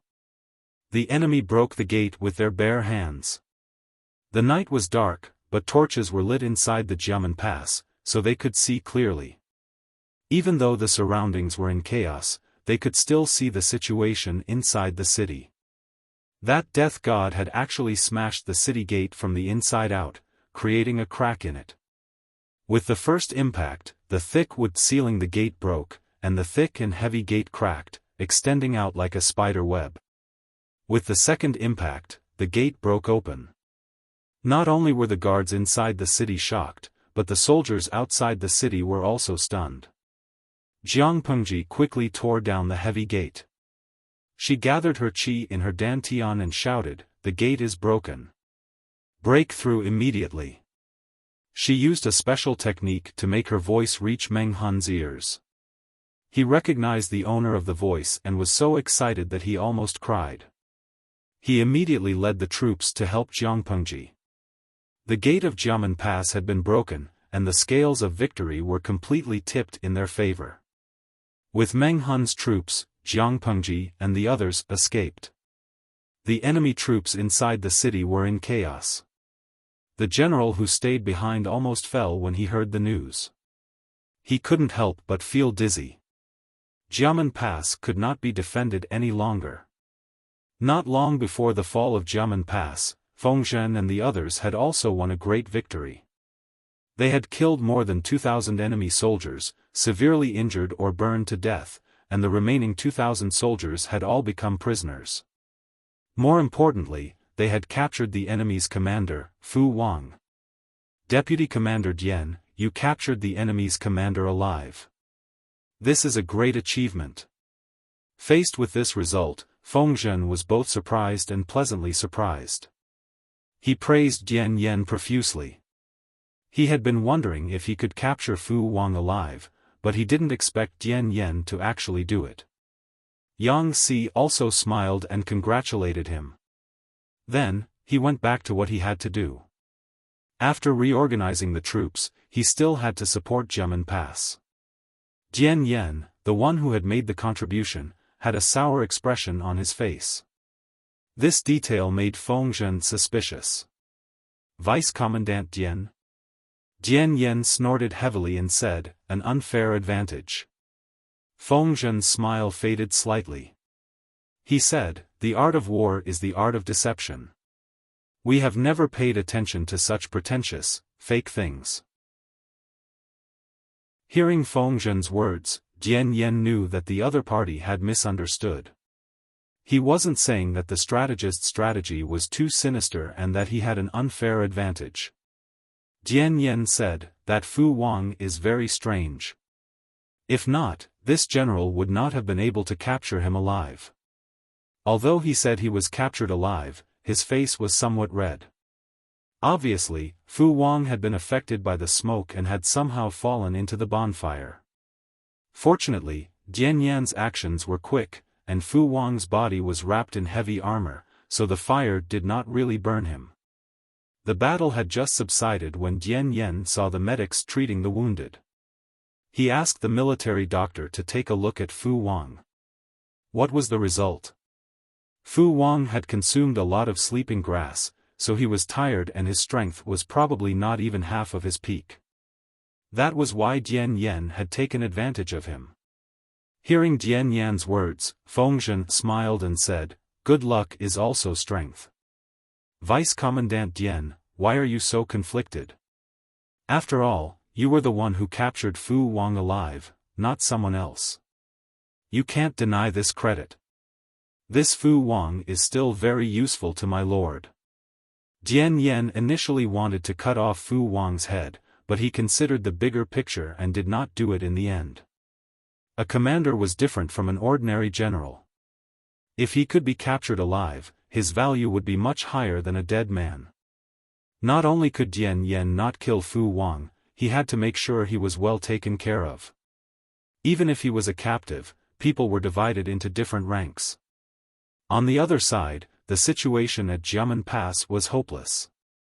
All sorts of bad news had crushed the morale of the defending troops.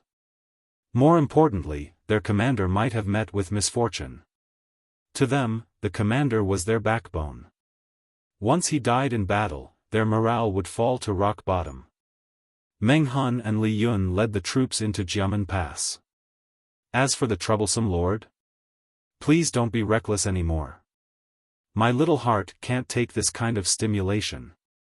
As they wished, Jiang Pengji did not show up during the final stages of the siege. The wounds on her body were only bandaged with a piece of cloth. Although she did not show up, she did not stop there. She led a group of people and rushed into the center of Xiamen Pass. Along the way, they occasionally encountered enemy soldiers who were fleeing in panic. If they resisted, they would be killed. If they surrendered, they would be tied up. Where did Hui Jun go? Xiamen Pass was in chaos that night. Hui Jun would be in a dangerous situation. If she was unlucky enough to meet those soldiers who did not care about their lives, thinking of this, Jiang Pengji could not help but quicken her pace. She rushed directly to Fu Wang's former residence. Hui Jun was well versed in the ways of the world. She was calm and intelligent. She was not one of those reckless, naive girls. It was chaotic outside. If she did not find a place to hide and instead ran around, she would be in big trouble. No matter what kind of group it was, there would always be black sheep, especially in ancient times when the people were of low moral standards. With Huijuan's looks, if she was alone and accidentally met a villain, she would be in a dangerous situation. Hui Jun. The army had taken over the area, so Jiang Pengji could move around freely. After searching for a while, she finally found some traces of Fu Wang's sleeping quarters. Looking at the scattered hairpins and clothes on the ground, Jiang Pengji's face suddenly darkened. Her eyes were full of murderous intent. At that moment, she heard Huijuan's timid voice. "Is that Lang Jun?" Jiang Pengji followed the voice and finally found Huijun in a very secluded corner. "Who did this?" Jiang Pengji's voice was cold as if ice had been mixed in it. Huijun was wearing a loose linen undershirt that was not even properly buttoned. Her lips were slightly swollen, and there were tear stains at the corners of her eyes. The ambiguous marks on her neck and collarbone were particularly obvious. Even a blind man could see what she had been through. "Who did this?" Jiang Pengji asked again when Huijun did not answer. Only then did Huijun move her stiff and curled legs. She crawled out of her hiding place with a smile on her face. Did Lang Jun win? Jiang Pengji felt as if someone had stabbed her in the heart. She felt both helpless and heartbroken. 1. You're really stupid. Jiang Pengji was good at deducing the truth from the smallest details. She could guess who had touched Huijun after thinking about it calmly. Lang Jun, why are you saying this? Huijun lowered her head. The hair on her forehead fell and covered a patch of shadow. She said, I'm useless. After thinking about it, it seems that this is the only way I can help Lang Jun. Moreover, I did it willingly. It's not okay even if I did it willingly. She was a person, not a commodity. Huijun sighed. She said, Lang Jun, to tell you the truth, I really don't feel wronged. Others don't say anything about my situation, but what would they think? I know very well. I can't marry anyone in this life, and it's even more impossible for me to be a concubine. But if I'm alone for the rest of my life, I feel that the days ahead are long and unbearable. If it's possible, I want to be willful for once and make my own decisions. She caressed her lower abdomen and looked at Jiang Pengji with her eyes shining. Chapter 797. If this is really your idea, I will respect your choice. Jiang Pengji sighed. She was not a person who liked to force things. Everyone had their own choices. Since Huijun had chosen this path, she could not arbitrarily ask her to change it. Huijuan's gaze was gentle. She nodded at Jiang Pengji and thanked her. Thank you for your understanding, Lang Jun. To be honest, Huijun did not lie against her will this time.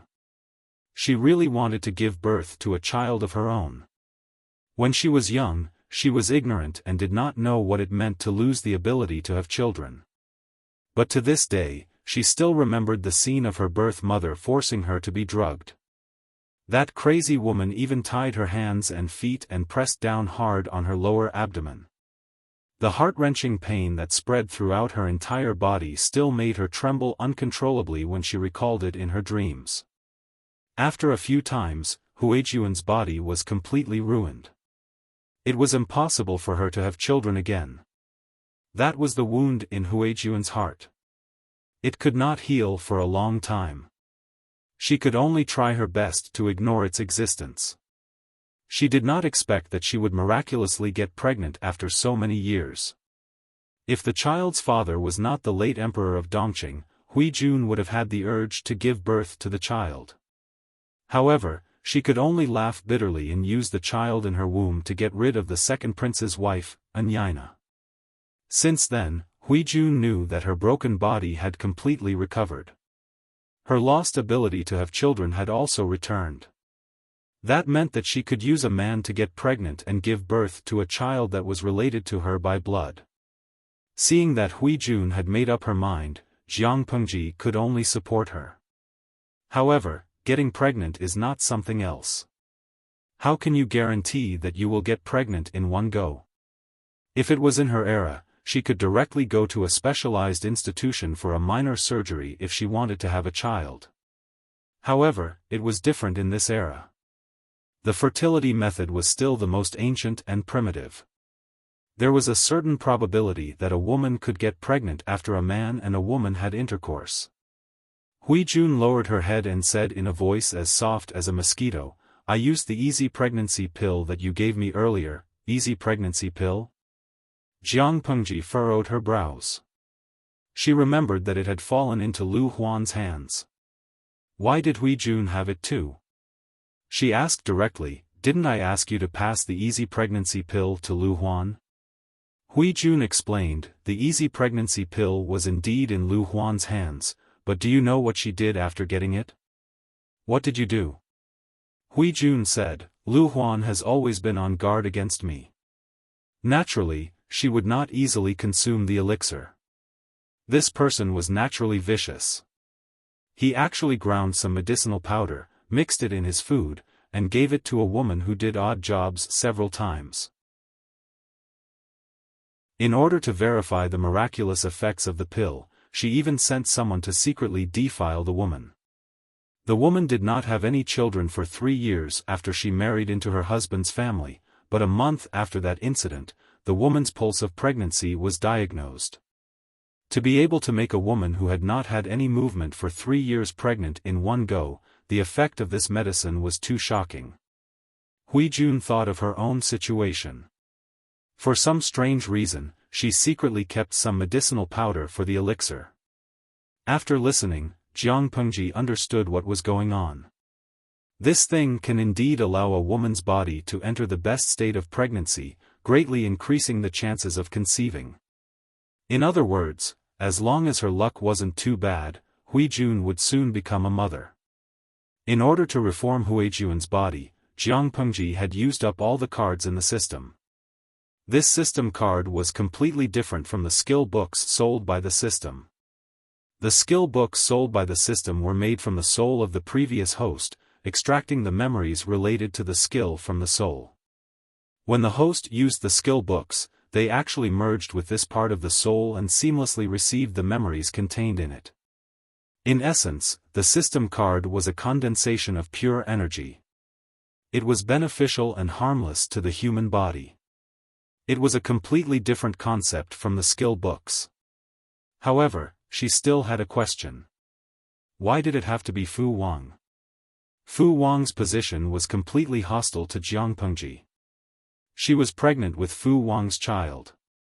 Wasn't she afraid that Jiang Pengji would be disgusted? Faced with this question, Hui Jun hesitated for a while before revealing the truth. "I have no intention of telling the child the truth about her father. Apart from her and Lang Jun, no one else would know about this." Jiang Pengji asked, "You don't intend to let Fu Wang know?" Hui Jun was stunned for a moment. She asked with uncertainty, "Will the Lord let that person live?" She thought that Fu Wang would definitely die. Jiang Pengji was speechless. She had an inexplicable impulse to sympathize with Fu Wang. No matter what, he is a valiant general. If we can recruit him, of course we won't kill him. If Fu Wang died in battle, it would be difficult to recruit his old subordinates. It might even be a ticking time bomb. No matter what, Fu Wang's value alive was far greater than his value dead. Therefore, it was Hui Jun's turn to be stunned. What should she do if things went beyond her expectations? After a while, she looked down at her right hand caressing her abdomen. Her expression was particularly interesting. Then what should we do?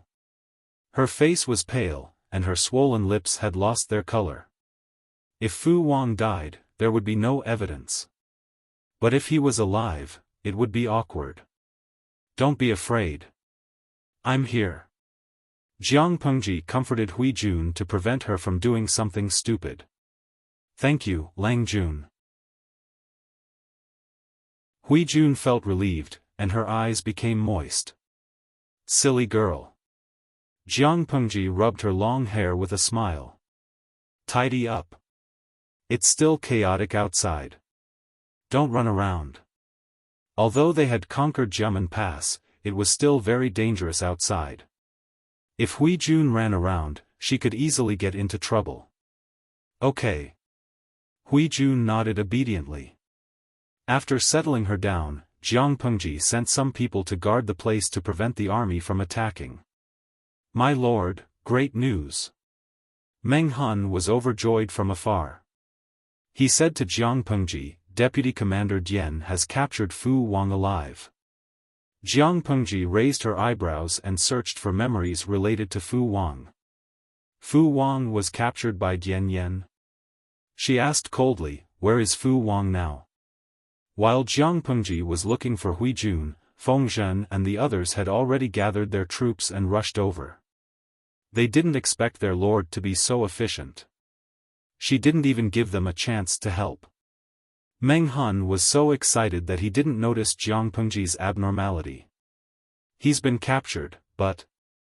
Meng Han frowned and said doubtfully, but, the military doctor said that Fu Wang ate a lot of sleeping grass powder by mistake. He won't wake up until the next day. Jiang Pengji stopped in her tracks and asked in surprise, Fu Wang ate sleeping grass by mistake? Meng Han nodded and said with certainty, the doctor diagnosed him several times. He did eat sleeping grass by mistake. Meng Han was also confused. Fu Wang wasn't a careless person. He was very particular about his diet. It was impossible for him to eat sleeping grass by mistake. Could it be that the rumors had worked? Did the soldiers close to the Mengs drug him and plot against him?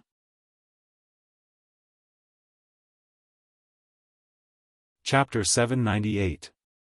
After successfully breaking through Jiamen Pass, Jiang Pengji ordered the army to rest and reorganize within the pass and clean up the battlefield. She left the heavy tasks to Feng Zhen and Yang Si. She took a break and became a hands-off shopkeeper. Jiang Pengji's current condition was not suitable for dealing with worldly matters, so she could only rest for the time being. How did Lang Jun get so badly injured? Now that Hui Jun was serving Jiang Pengji, she naturally had the opportunity to see things that others could not see. When Jiang Pengji took off her battle robe and washed the blood off her body, Hui Jun was shocked to find that there were large bruises on her skin. There were a few open wounds on her waist, back, and arms. The shorter ones were only the length of a knuckle, while the longer ones were the length of an adult's palm. The wounds had stopped bleeding, but they still looked horrible. Hui Jun could not come back to her senses. Who injured you? Hui Jun asked quickly. When she realized that she had asked a stupid question, she secretly blamed herself. There were so many wounds. Naturally, they were from the war. Hui Jun had mixed feelings when she thought about how Jiang Pengji had not treated her wounds immediately, but had instead searched for her. She was touched and bitter at the same time. She bit her lip and held back her emotions as she helped Jiang Pengji bandage her wounds. Injuries are common in war. It's good enough that I didn't die on the battlefield. How can I expect to be unscathed? Jiang Pengji said nonchalantly. She put on her inner garment with her gloves and fastened the thin belt on the side of her jacket. Her physical fitness was excellent. The wounds would heal perfectly in less than half a month without leaving a scar. As mentioned before, Jiang Pengji was strong in combat, but she was still made of flesh and blood. Knives, spears, swords, and halberds could still hurt her. However, she had deliberately dodged them, so the wounds were not deep and they were not fatal. As for the bruises on her body, they were caused by her being too impatient when she broke through the gate. She did not control her strength well, so she hurt herself. To be honest, Jiang Pengji could have been unscathed. But she was not fighting alone. She had companions and subordinates with her, and she had to protect them. 1 or 2 wounds could save their lives. It was worth it. These wounds will heal in half a month. Don't tell anyone else. Otherwise, Zisher and Jing Rong will worry for nothing. Jiang Pengji felt a headache coming on as she thought about the chaotic battle at Jiamen Pass. She had a premonition that after the counselors found out about this matter, they would definitely guard it to the death and not let her wander around blindly. Therefore, she decided that she would not go against the wind and commit crimes. She would be a little more obedient for now and wait for the wind to blow over. I'm just feeling heartache. Previously, Fu Wang had only left a shallow wound on Jiang Pengji's arm. This had been on Huijuan's mind for a long time. Now that there were large patches of bruises and wounds, how could she remain calm? Don't move, Lang Jun. I'll use some medicinal wine to dissolve the clotted blood. Jiang Pengji could only agree to her request. It couldn't be helped. Huijuan's reddened eyes were too pitiful. It was as if she would cry if she didn't agree. Lang Jun, your hand. Why is it so black? Huijun served Jiang Pengji the medicinal wine and noticed that her right hand was also covered in black blood. It didn't look like a blood clot, but more like a birthmark. But she clearly remembered that Langjuan's right hand was a piece of white jade. When did he get such an ugly birthmark? Jiang Pengji followed her gaze and looked at her hand. She said calmly, it's fine. The black blood mark on her hand was the level 9 loyalty talisman left by the time traveler. It was useless. Jiang Pengji kept it because she wanted to use it to seduce the time traveler. After treating the wound, Huijun still unconsciously pouted, her expression especially stubborn. After a night of chaos, Jiamen Pass had a new owner. When Fu Wang woke up from his deep sleep and saw the unfamiliar scenery, he tensed up and jumped up in a defensive posture. Ouch! He gasped in pain and moved his arm. Only then did he realize that the wound on his body had been treated. But his movement was too big, and the wound that had just stopped bleeding opened up again. Bright red blood seeped out. The people outside heard the noise and came in to check. Fu Wang's expression changed when he saw the clothes the person was wearing. You're awake. Are you feeling well?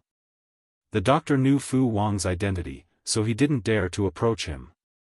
He only dared to wait at the door. Who are you? Fu Wang had already guessed the truth, but he still couldn't accept it. He had become someone else's prisoner. The doctor still didn't dare to approach him.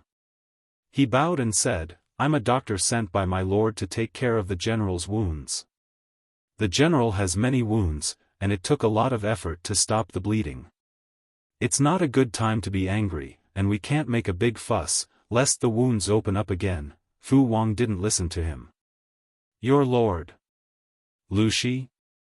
Looking at the surrounding scenery, it was obvious that they were at Jiamen Pass. How long had it been? Lu Shi had already broken through the pass. Fu Wang couldn't help but worry about his trusted aide who had stayed behind at Jiamen Pass. Yes. Fu Wang's expression changed again and again when he got the confirmation. After a while, he calmed down. The winner is the king, the loser is the bandit. A loss is a loss. Has your lord thought about how to deal with me? The doctor smiled. My lord didn't tell me anything. She just told me to take care of the general. The doctor thought that Fu Wang would kill him in a rage, so he was ready to run. Who would have thought that this man was exceptionally cooperative? The doctor immediately changed his dressing and rebandaged his bleeding wound. Fu Wang's wounds were more serious than Jiang Pengji's. They were long and deep. When the military doctor changed his dressing and bandaged his wound, the onlookers thought it was painful, but this man did not even frown. Fu Wang thought that Jiang Pengji would leave him alone for a while, but she sent someone to summon him that afternoon. In order to prevent any possible accidents, Fu Wang was tied up like a human dumpling. General Fu, it's been a while. Jiang Pengji was still dressed like a man in the camp. She looked like a handsome young man. Fu Wang was confused about her gender, but he snorted coldly. If you want to kill me, just do it. General, you know I won't kill you. Jiang Pengji smiled and said bluntly, I've often heard Captain Meng talk about you. He said that you're the best general in the Mengs. Now that you've fought with me, you live up to your reputation. If you didn't have the upper hand, who would be the prisoner now? General Fu Wang, you're so talented, but you're willing to work for the Mengs. Isn't it a waste?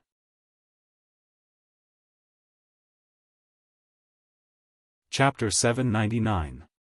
Faced with Fu Wang's straightforward question, Jiang Pengji did not show the expected awkwardness. Instead, she snorted contemptuously. General Fu, who gave you the illusion that I don't dare to do it? Jiang Pengji got up from her seat and walked to Fu Wang. They were less than 5 feet apart. From an outsider's point of view, this distance was rather dangerous because Fu Wang could explode and violently break free to assassinate Jiang Pengji. Even though others knew that their lord was good at fighting, they still felt worried for her at such a distance. Undoubtedly, Jiang Pengji's answer was beyond Fu Wang's expectation. He looked surprised. What was even more surprising was that Jiang Pengji helped him to free himself. Fu Wang could not help but waver. A fine bird chooses a good tree to nest in. So what if I have 3 masters? Jiang Pengji threw away the hemp rope in her hand and freed Fu Wang. The Mengs are just incompetent villains. They put you in an important position on the surface, but they are always on guard. Don't you feel wronged working for such villains? Outsiders say that the Mengs are very good to you. I think you know the details better than anyone else. Fu Wang snorted and did not take her provocative words to heart. Jiang Pengji's words hit his sore spot.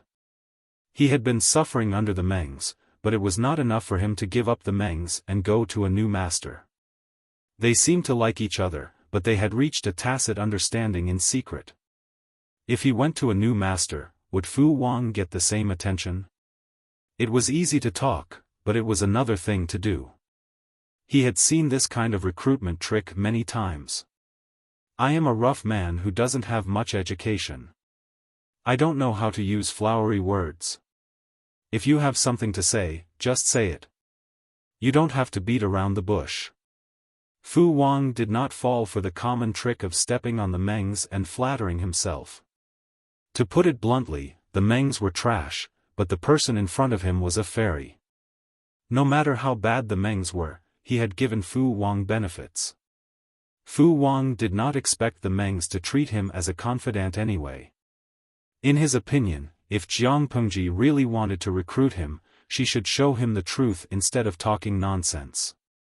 In Fu Wang's eyes, whether it was to trample on the Mengs or to flatter himself, it was all self-promotion and self-flattery. Who didn't know how to brag and talk big? Who didn't know how to do that? Meng Zhan often talked about his ancestor, Meng Jing, who was a few generations away, to increase his value and popularity. Fu Wang was a stubborn person. Ordinary methods of recruitment were useless in front of him. Some people could be conquered with ideals and blueprints, because these people paid more attention to the satisfaction of the spiritual level, and words could move them more than money. However, there were some people who were completely realistic. Benefits were only good if they could get their hands on them. There was no use talking. Jiang Pengji rolled her eyes and changed her strategy. General Fu is a straightforward person. Since that's the case, I won't beat around the bush. Jiang Pengji smiled at Fu Wang and said, General, you are now my prisoner. Not only you, but also your trusted subordinates. If the Meng send someone to ransom the prisoners, even if they can leave, you can't. There are only 2 options for you. One is to kill yourself, and I will tell the public that you are loyal and unyielding. You only want to be loyal to the Mengs, and you won't change your mind. The other option is for you to surrender, and everything will go on as usual. Fu Wang was silent at first. He didn't expect Jiang Pengji to be more straightforward than he expected. When he realized it, his expression became gloomy. Governor of Liuzhou, do you mean to die or surrender? Not only that, but she also used Fu Wang's trusted subordinates as a threat? Jiang Pengji smiled helplessly and said, "Didn't you say to be more straightforward? Do you understand what I'm saying? Wasn't what she said quite straightforward? Not to mention Fu Wang, even a deaf person could understand." Fu Wang didn't say anything. His dark eyes flashed with a strange light, as if he was calculating something. "Have you thought about what you want to choose?" Jiang Pengji was clear that Fu Wang was willing to appear in front of her alive because he wanted to surrender. The reason why he was still stubborn was that he wanted to fight for some benefits for himself, such as protecting his trusted subordinates. Normally, almost no one would be at ease with a general who had just surrendered, let alone return the other party's military power to him. What if the general was pretending to surrender and suddenly stirring up trouble while the new lord was not on guard? In order to prevent the surrendered general and his former subordinates from taking advantage of the opportunity to create trouble, the original organization would be broken up. On the surface, it seemed like they were putting the other party in an important position and giving him a lot of trust, but in reality, they were transferring their own people to the other party's command. Even more straightforward, they would directly deprive the surrendered general of his military power. It seemed like they were protecting the other party's military power, and they looked like they valued and trusted him, but in essence, they were promoting him. Fu Wang snorted coldly and was not prepared to express his stance. Jiang Pengji said, "I can subdue you once, so naturally, I can defeat you a second time. General, you have to think carefully. It was already humiliating to be captured once, but if he was defeated by the same person a second time, it would be a great humiliation." Moreover, Jiang Pengji's style was overbearing. She would not give Fu Wang a second chance. He could either pledge allegiance to her and work for her, or he could die. Was she going to let Fu Wang live to seek refuge with the enemy and cause trouble for her? Fu Wang seemed to be provoked. He said, "How can there be an invincible winner in this world? Magistrate Liu, aren't you being too full of yourself? What's more, the other party was too arrogant." Fu Wang thought he was arrogant enough until he came into contact with Jiang Pengji. Only then did he realize that there was always a higher mountain. "I advise you to think about it again, lest you regret it for the rest of your life." Jiang Pengji still refused to show her conditions, so the operation to recruit Fu Wang could only be put on hold. When Fu Wang was taken away to recuperate, Jiang Pengji's expression darkened.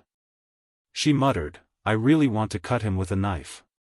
He's not pleasing to the eye no matter how I look at him." Meng Han, who was beside her, said, "Why won't you say it directly?"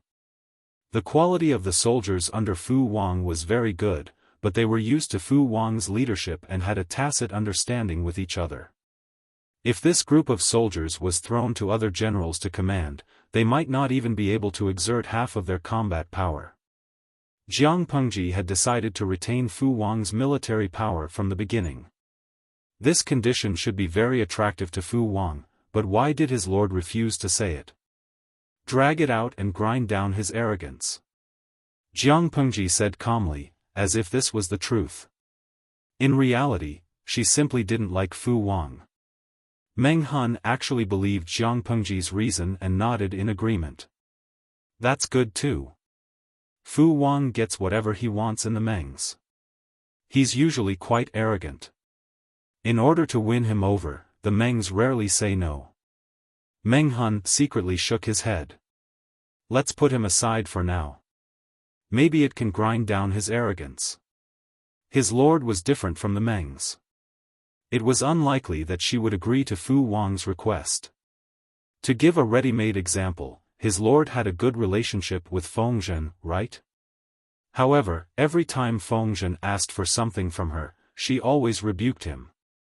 If Fu Wang didn't change this bad habit after he surrendered, he would sooner or later have a conflict with his lord.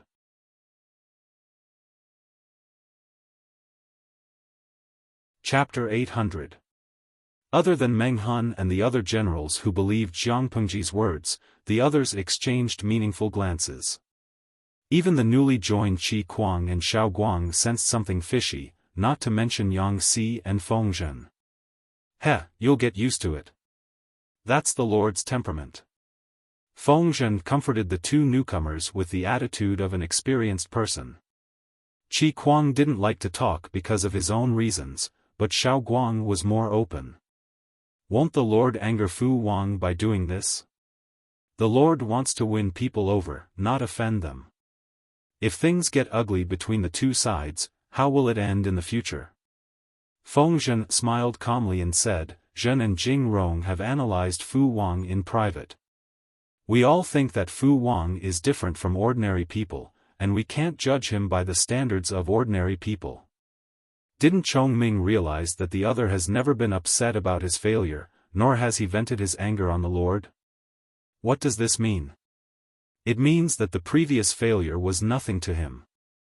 This person has long wanted to pledge allegiance to us, but the Lord refused to give him a ladder, so he couldn't get out of it. So he can only talk back. Once a general was beaten down from the clouds to the mud, no matter how good his mentality was, he wouldn't be unresponsive. Even if he didn't yell at them, he would at least give them a hateful look or an unapproachable attitude. What about Fu Wang? The other party calmly accepted his failure. His attitude towards Jiang Pengji, the culprit who caused his failure, was also indifferent. Feng Zhen seriously analyzed this point and came to a conclusion. Fu Wang doesn't care about who he's loyal to, he only cares about what benefits the person he's loyal to can bring him. This benefit doesn't necessarily have to be gold or jewelry. What does Fu Wang care about the most now? It should be his trusted subordinates. Just wait, he'll compromise sooner or later. In other words, as long as Jiang Pengji still had these people in her hands, Fu Wang would sooner or later surrender. Xiao Guang said, if that's the case, even if Fu Wang surrenders, it'll just be on the surface. He might be resentful. Feng Zhen said confidently, if it's someone else, they'll naturally be resentful, but if it's Fu Wang, don't worry. As mentioned before, Fu Wang was a very realistic person. As long as there were benefits, he wouldn't care about trifles. To a certain extent, a straightforward guy like Fu Wang was very difficult to deal with, but if he could find a way, he would also be easy to deal with. Xiao Guang frowned. If Fu Wang was such a person, wouldn't he have no loyalty to speak of? He couldn't help but be puzzled. Could such a person really be used? How could he be sure that he wouldn't go to the Fourth Lord? To put it bluntly, this person was an ingrate. How could he be trusted with an important position? Xiao Guang said what was on his mind, will such a disloyal person really not harm the Lord? If there was a better target, this person would also jump ship without hesitation. Feng Zhen, on the other hand, did not care.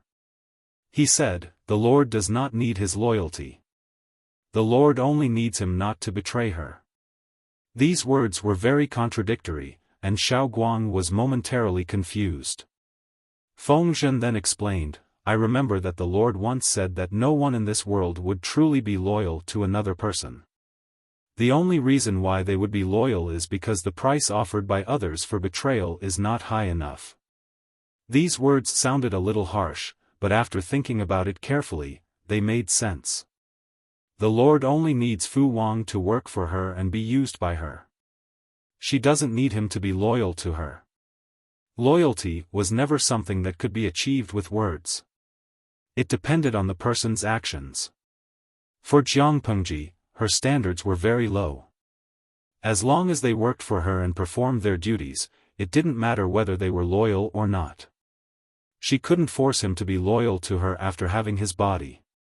A melon that was forcefully picked would not be sweet. Xiao Guang was speechless. This was the first time he had heard of such a theory. After spending 2 days cleaning up the battlefield and treating the injured, Jiang Pengji planned to return to Wanzhou. Jiamen Pass should be the biggest test the Meng set. Once we pass it, we will be safe. Not only had Jiang Pengji broken through Jiamen Pass with minimal losses, but she had also captured more than 10,000 soldiers and the Meng's top general. It could be said that the Mengs had suffered a great loss this time, while Jiang Pengji had won a lot from this gamble. Not to mention a capable general like Fu Wang, just the elite troops that Fu Wang had trained for several years were an immeasurable wealth. Feng Zhen and the others heaved a long sigh of relief. They had been under so much pressure that they couldn't sleep well. Especially Feng Zhen. Although he had gotten rid of the Hanshi powder, his body was still damaged and he couldn't sleep well. When they returned to Wanzhou, he would definitely take a vacation. Of course, but the Mengs have been our enemy for a long time. Lanting can't be careless. Lu Shi had caught a cold a while ago and was seriously ill. He had only gotten better in the past 2 days. By the time he recovered, his daughter would have taken Jiamen Pass and wouldn't give him a chance to perform. "Father, don't worry. I will be careful. As long as they entered the northern part of Dongqing, it would be the same as returning home. The Mengs would not be able to help." When Jiang Pengji led her troops through Jiamen Pass and marched north, the news of Jiamen Pass had spread throughout Dongqing. Fu Wang had a total of 25,000 soldiers, and they had the advantage of a dangerous pass. Without more than 50,000 soldiers and sufficient supplies, how could they break through the pass? Go home, wash up, and sleep. It's much faster to daydream. Jiang Pengji only had 30,000 soldiers, and most of them were Lu Shi's. They didn't have much supplies. But the result? She had only sacrificed 3,000 soldiers to break through the Jiamen Pass and capture Fu Wang and his 10,000 elite soldiers. What kind of impressive battle record was this? When the news spread to all the forces in Dongqing, everyone turned their attention to the Mengs.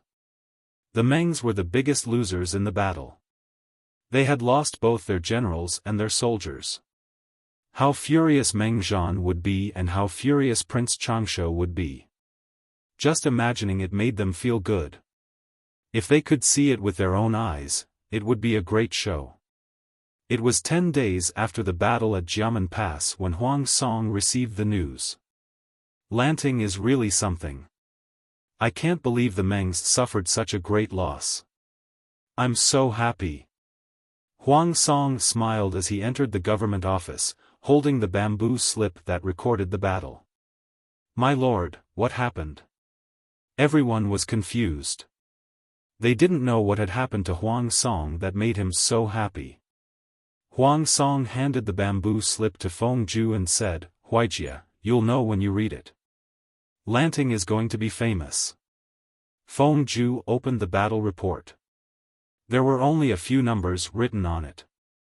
After reading it, Feng Zhu handed the report to Cheng Jing and the others. Cheng Jing had a plan after reading it. Everyone's attention was attracted by the content. Cheng Jing remained calm because he saw something else. The chief of Wulong County in Haozhou is dead. His only bloodline and remnants are still in Lu Shi's hands. Haozhou was Huang Song's base, and Wulong County was also his territory. Huang Song's smile disappeared. That's right. But I'm afraid Lanting won't be easy to deal with. We don't know what her attitude is. It's not right to go to her. They still didn't know what Jiang Pengji's attitude was.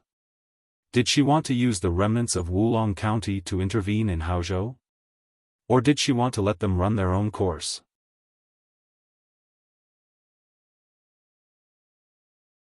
Chapter 801.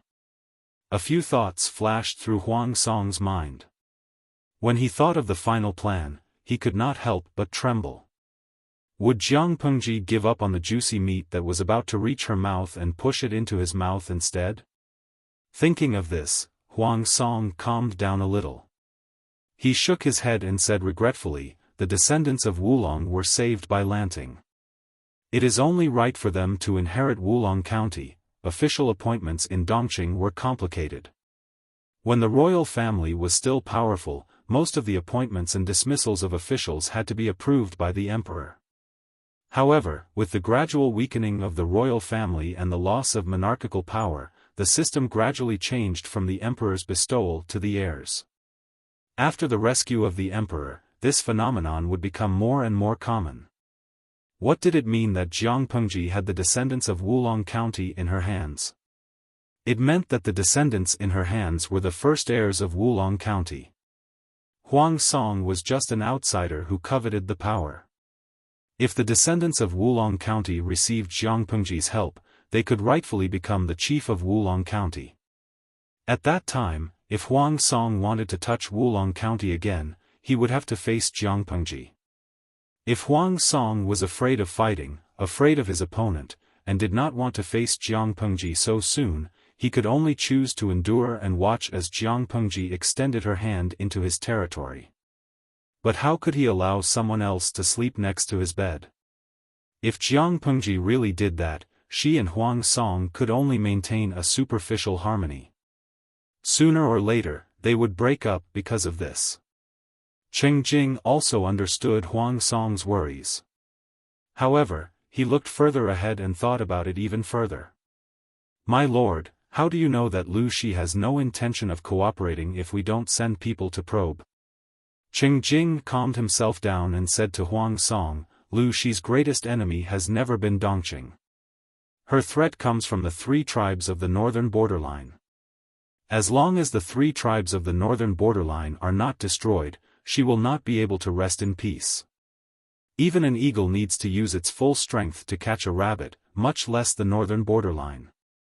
When Huang Song understood the meaning behind Cheng Jing's painting, he suddenly felt enlightened. Why was he so muddle-headed? The 3 tribes of the northern borderline were not easy enemies. In order to deal with them, Jiang Pengji naturally had to go all out. At such a critical juncture, how could she have the extra energy to meddle in the affairs of other forces? As for lending soldiers to the descendants of the Wulong County to help them fight for their inheritance, that was even more ridiculous. If Jiang Pengji didn't have the energy to meddle in Wulong County's affairs, what should they do with it? Thinking of this, Huang Song's heart beat wildly.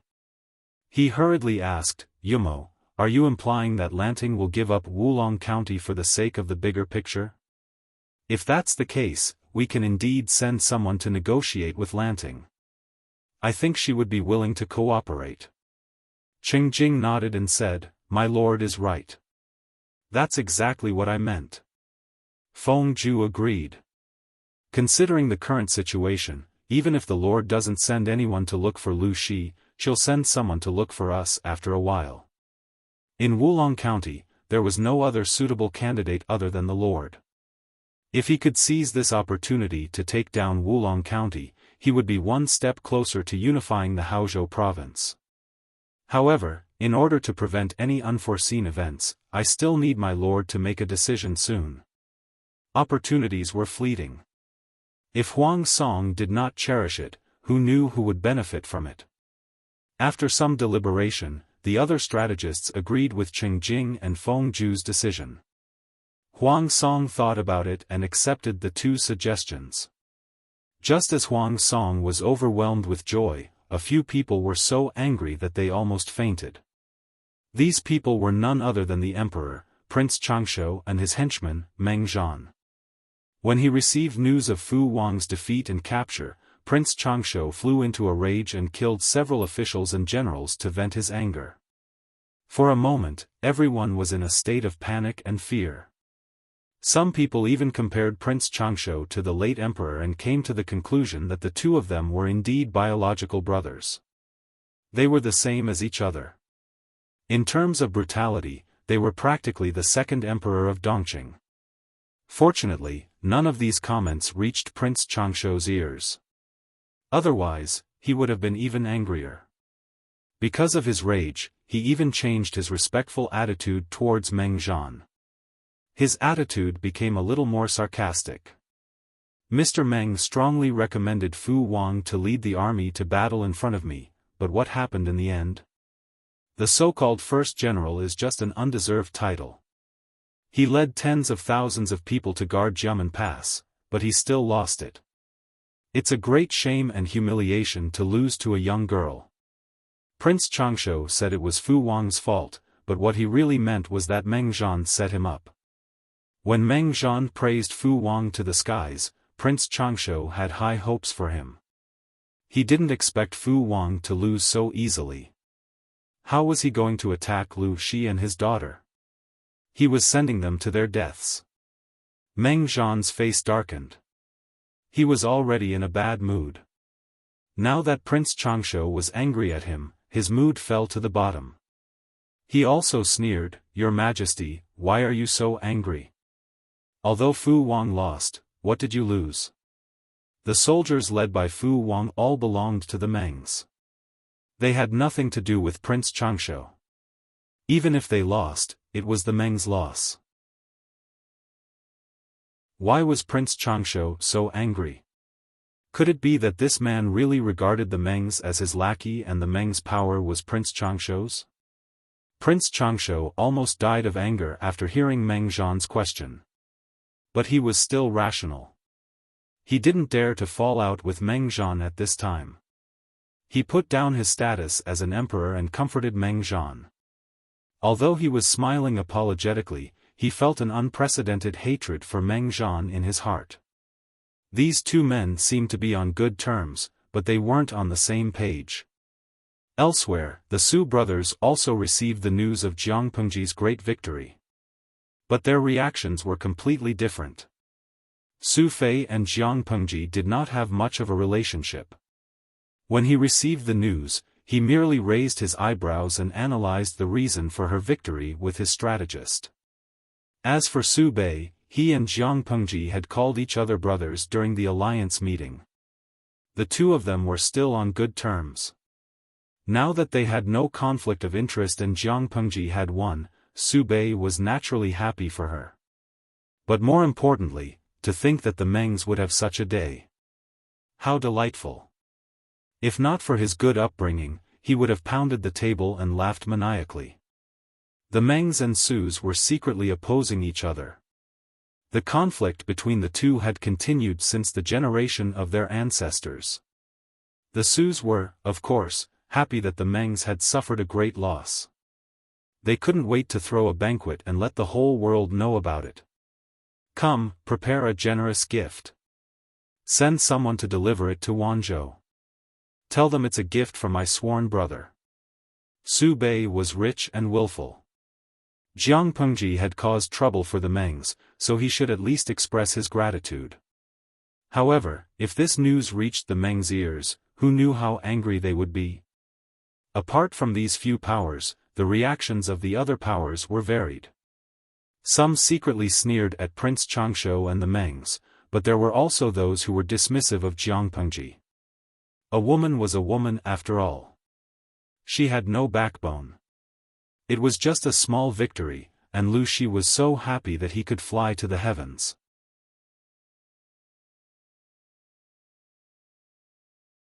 Chapter 802. Lu Shi's influence was in Chongzhou.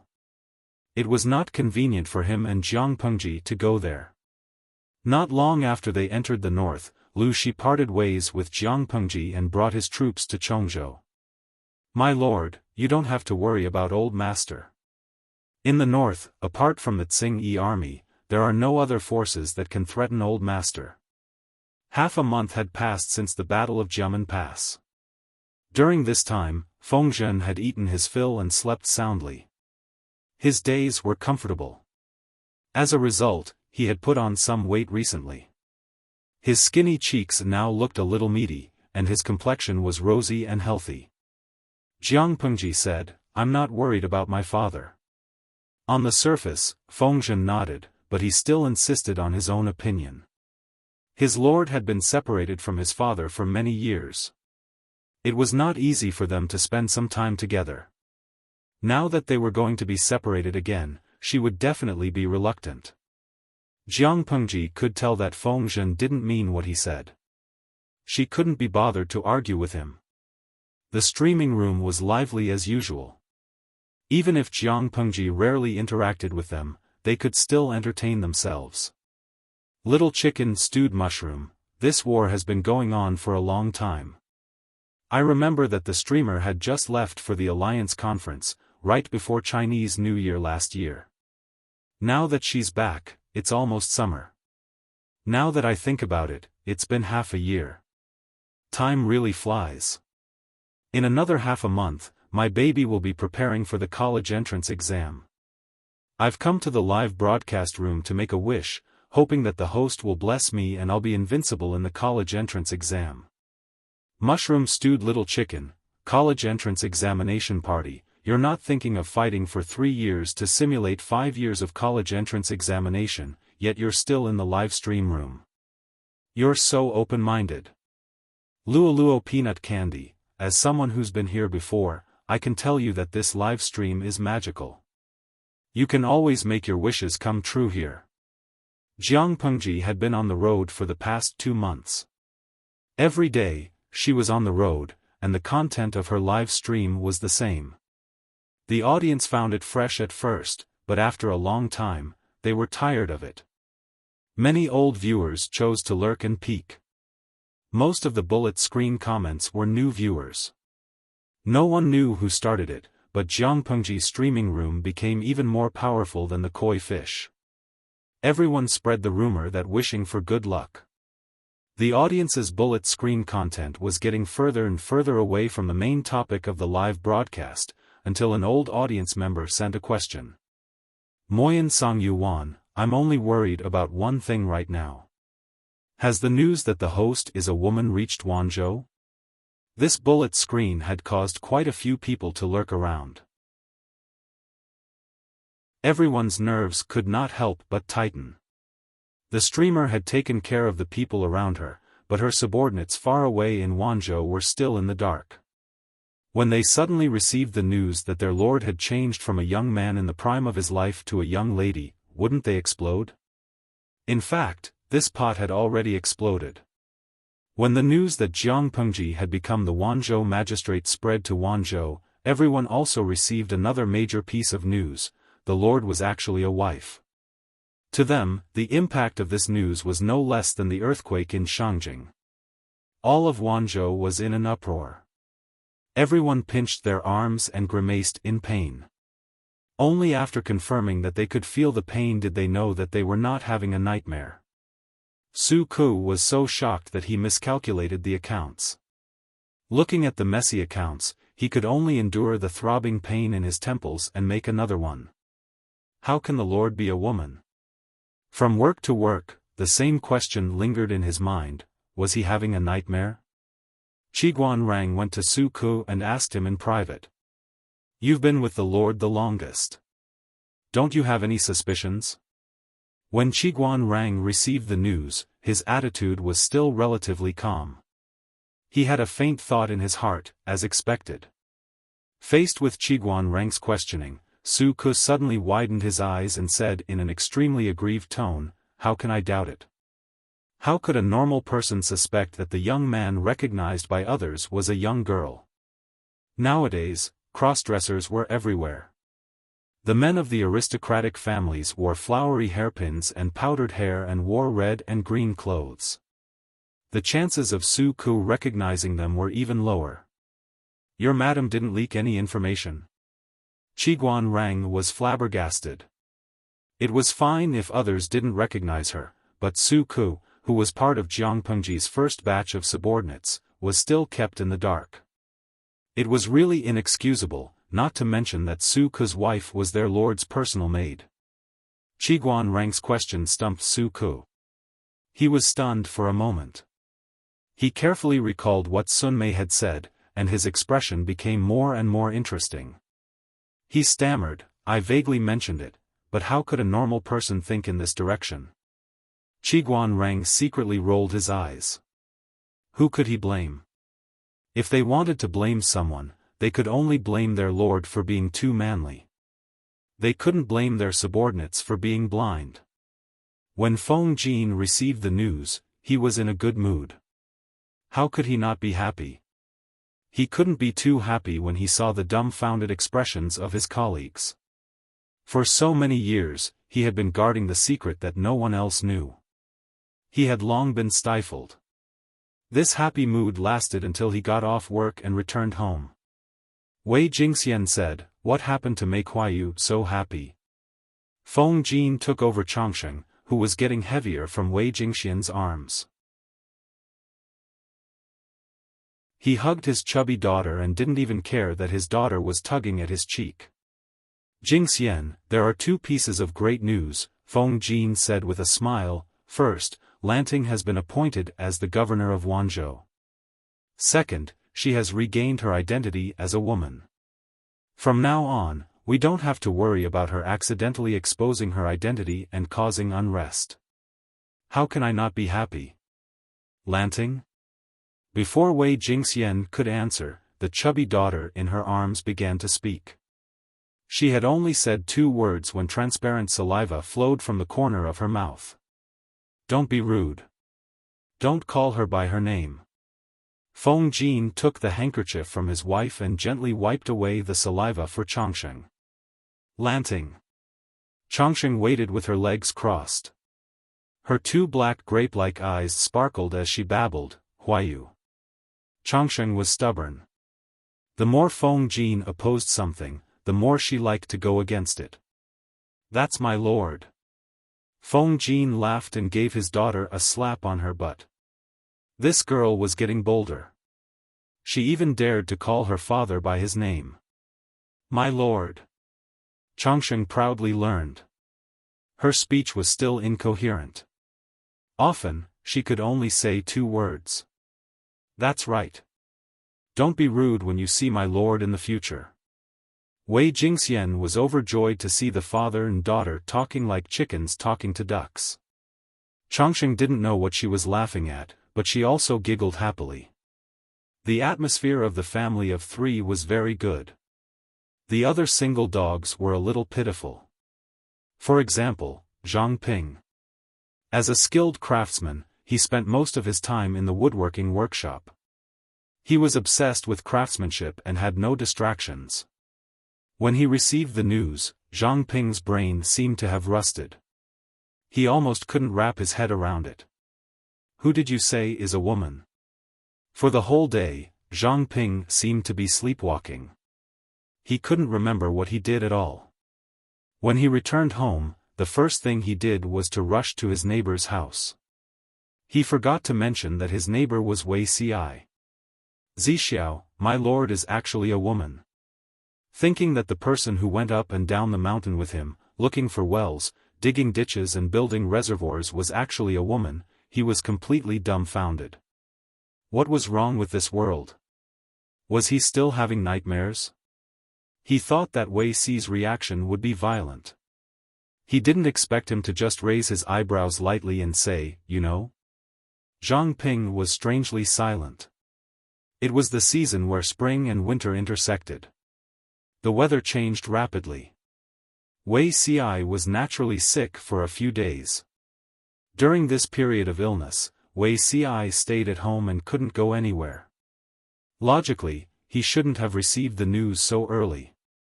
In other words, Wei Ci had long known that Lu Shi was a woman. That was why his reaction was so calm. "You? When did you know?" A bold guess emerged in Zhang Ping's mind. Wei Ci said lightly, "I knew when Ji Shan's hot spring came." "So early?" Zhang Ping's face twitched. He gritted his teeth and said, "You clearly knew that my lord is a woman. You still introduced me to her. Were you sincere?" Wei Ci's expression changed. He started coughing hysterically. He looked like he didn't have long to live. After a while, this guy started pretending to be dead. Zhang Ping was speechless.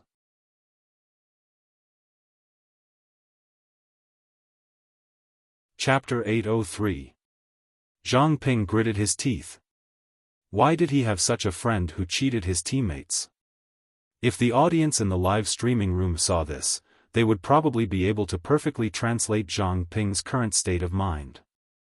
Every time I get cheated, I see my colleague pretending to be dead. Wei Ci, with your acting skills, it's such a waste not to work in the entertainment industry. Zhang Ping looked at Wei Xi, who was pretending to be dead, and spoke in an unfriendly tone. Wei Zixiao. You're still pretending? If you don't explain yourself today, I'll stay here and not leave. When dealing with a guy like Wei Xi, one must not be thin-skinned. One must be more shameless than him. He was thinking about how to get back at him when he saw Wei Xi lying motionless on the bed. His breathing was intermittent, and his chest rose and fell weakly. Wait, this. Did Zixiao's illness really act up? Realizing this, Zhang Ping's anger disappeared. He quickly went forward and pushed Wei Xi, using his fingers to check his breathing. Upon checking, he was exhaling more than he was inhaling. Zhang Ping's heart sank. Zixiao. Zhang Ping immediately broke out in a cold sweat.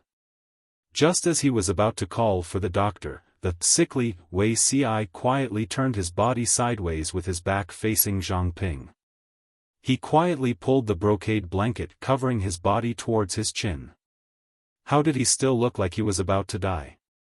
Zhang Ping was speechless. The anger that had just subsided rose again. This kid was becoming more and more capable. He actually pretended to be sick in front of him and made him worry for nothing. Wei Zixiao. If you don't give me an explanation today, you and I will break off our friendship and never see each other again. Pretending to be sick? How could such a thing be faked? He did it on purpose this time. Who knew if it would be true next time? If the next time his illness really acted up and others thought he was acting, was this kid trying to get himself killed? Zhang Ping's tone was no longer calm. There was dignity in his anger. He was obviously serious. Wei Xi smiled. He knew he could not continue to tease Zhang Ping. It was a small matter if the other party was angry. If he really broke off their friendship, it would be a big deal. He sat up with difficulty. His face was pale as usual. His lips were an unhealthy greenish white. He looked sickly. I'm indeed sincere. Wei Xi shamelessly admitted it. He asked, will Shiheng blame me for saying this?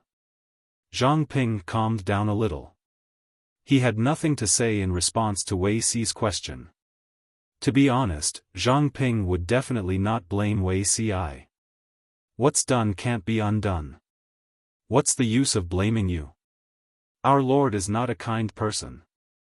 Who can get off this ship smoothly? What's more, you already knew that she was a woman. After some consideration, you still chose to assist her. It can be seen that in your eyes, this lord is much better than ordinary feudal vassals. It's obvious that she's the wise ruler you've been searching for. I trust your eyes too. Zhang Ping and Wei Xi had known each other for many years. He was well aware of the latter's ambitions and aspirations. He was even more aware that Wei Xi's ideal ruler was too idealistic. He thought that Wei Xi would delay his official career until he was 30 years old. He did not expect that this guy would rush to the north in a hurry after receiving news of the earthquake in Shangjing. Out of worry for his friend, Zhang Ping escorted Wei Xi along the way. He was also puzzled along the way. What kind of person could make Wei Xi disregard his health and life and drag Chen Ke's sick body to seek refuge with them? When he saw Jiang Pengji, Zhang Ping did not feel much at first. It was only after several interactions that he realized that Wei Xi had found the right person. The wise ruler that Wei Xi was looking for was not only an ambitious and ruthless person who could run amok in a chaotic world, but also someone who had a benevolent and loving heart. Zhang Ping sighed. He lifted this matter up high and gently put it down, letting Wei Xi off the hook. If you had known about this a long time ago, you would have at least revealed some information to me. Then I wouldn't be in such a sorry state today. Zhang Ping thought of his absent-minded state today and felt gloomy again. You didn't say anything because you were waiting for this day. You're happy to see others startled, aren't you? The feeling of knowing that no one else knew and only he could not feel too good. I've really wronged Ci. I wanted to say it in the past, but the time was not right. I could only delay it again and again. Zhang Ping suddenly chuckled. If he believed one more word from Wei Ci, he would write his name backwards. Wei Ci had been sick for the past few days. He was not well informed about the outside world. Shiheng, you said that the Lord's secret has been spread to everyone. What's the attitude of the others? Other than Feng Jin, who was in the know, the others were kept in the dark. Hearing such explosive news for the first time, he didn't know if they could accept it. Zhang Ping thought about it and briefly described the reactions of the others. Most of them were surprised, and a few were frightened. As for the chaos that Wei Ci was worried about, there had been no signs of it so far. After listening, Wei Ci was relieved. Zhang Ping comforted him. Almost none of the people who serve the Lord are pedantic. Huayu, who has the strictest rules, reacted very calmly today. It seems that the Lord's gender cannot shake their loyalty. You don't have to worry about these people, but the people of Wanzhou. Jiang Pengji's subordinates were carefully selected. It was impossible for them to betray her just because she was a woman. However, it was hard to say for the ordinary people. They were the group that was most easily fooled by public opinion. They could be used as weapons if they were not careful. Wei Ci said, after the Lord left, all parts of Wanzhou were hurriedly selecting female soldiers to fill the women's camp. I even asked storytellers to write stories to promote the merits of the women's camp. After half a year, the people have already accepted it. When the Lord becomes a woman, they will at most cherish it for a while. Zhang Ping listened and nodded repeatedly. The atmosphere in Wanzhou was indeed more open-minded than in other places. Speaking of this, when will you finish writing the story? Zhang Ping frowned and could not help but urge him to update. Wei Ci's expression changed. His eyes drifted, and he said, "Isn't I still sick?" He knew Jiang Pengji's plan and knew when she planned to restore her identity as a daughter. In order to minimize the impact, Wei Ci had thought of many ways. Expanding the scale of the women's camp and selecting female soldiers in Wanzhou was one of the solutions. To be on the safe side, he also thought of another way, controlling public opinion with entertainment. Speaking of which, he had learned this method from Her Majesty. Compiling a story in the marketplace and having storytellers tell stories in tea-houses and taverns, using catchy, easy-to-understand books to attract ordinary people. Through this method, he could achieve the effect of controlling public opinion. It was an era where entertainment was scarce. Only high-ranking officials and nobles had the right to enjoy singing and dancing activities. The entertainment life of the people was almost zero. Even activities such as performing on the streets had not become popular yet. Under such conditions, the power of Wei Ci's move was huge. It was comparable to a nuclear bomb. Every day, there were people who persevered in waiting, surrounding the tea-houses and taverns so tightly that not even a drop of water could trickle through. They eagerly waited for the content of the story to be serialized.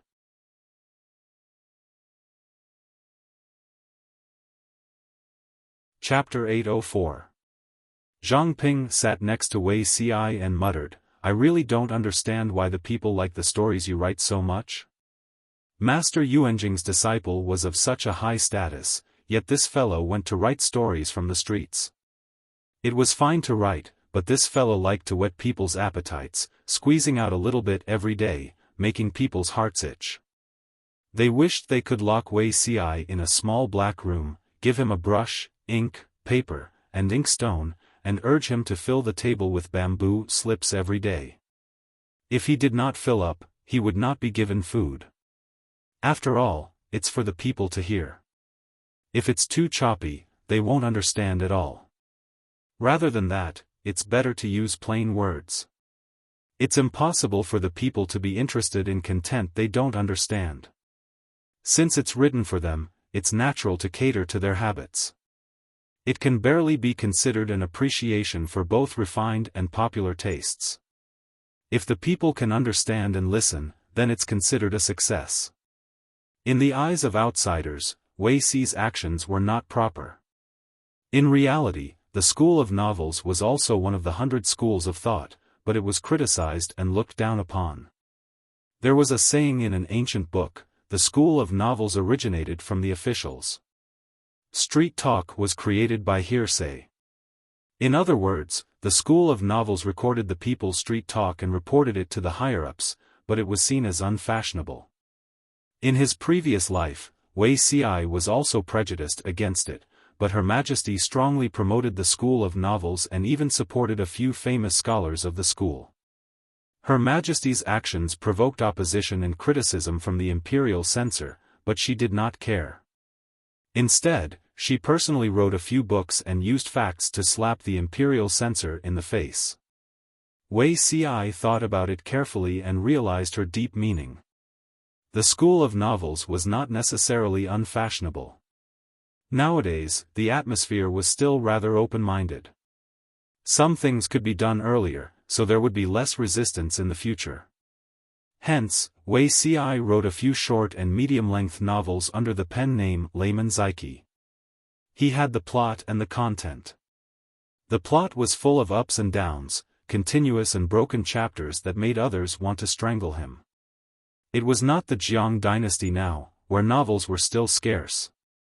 They were few in number, and the content was difficult. Ordinary people could not understand them at all. After Wei Si considered the content and 3 views of the novel, he diligently got to work. The first story was about a female ghost who was wronged when she was alive. She was pitied by the gods and returned to the world in 3 days to avenge herself.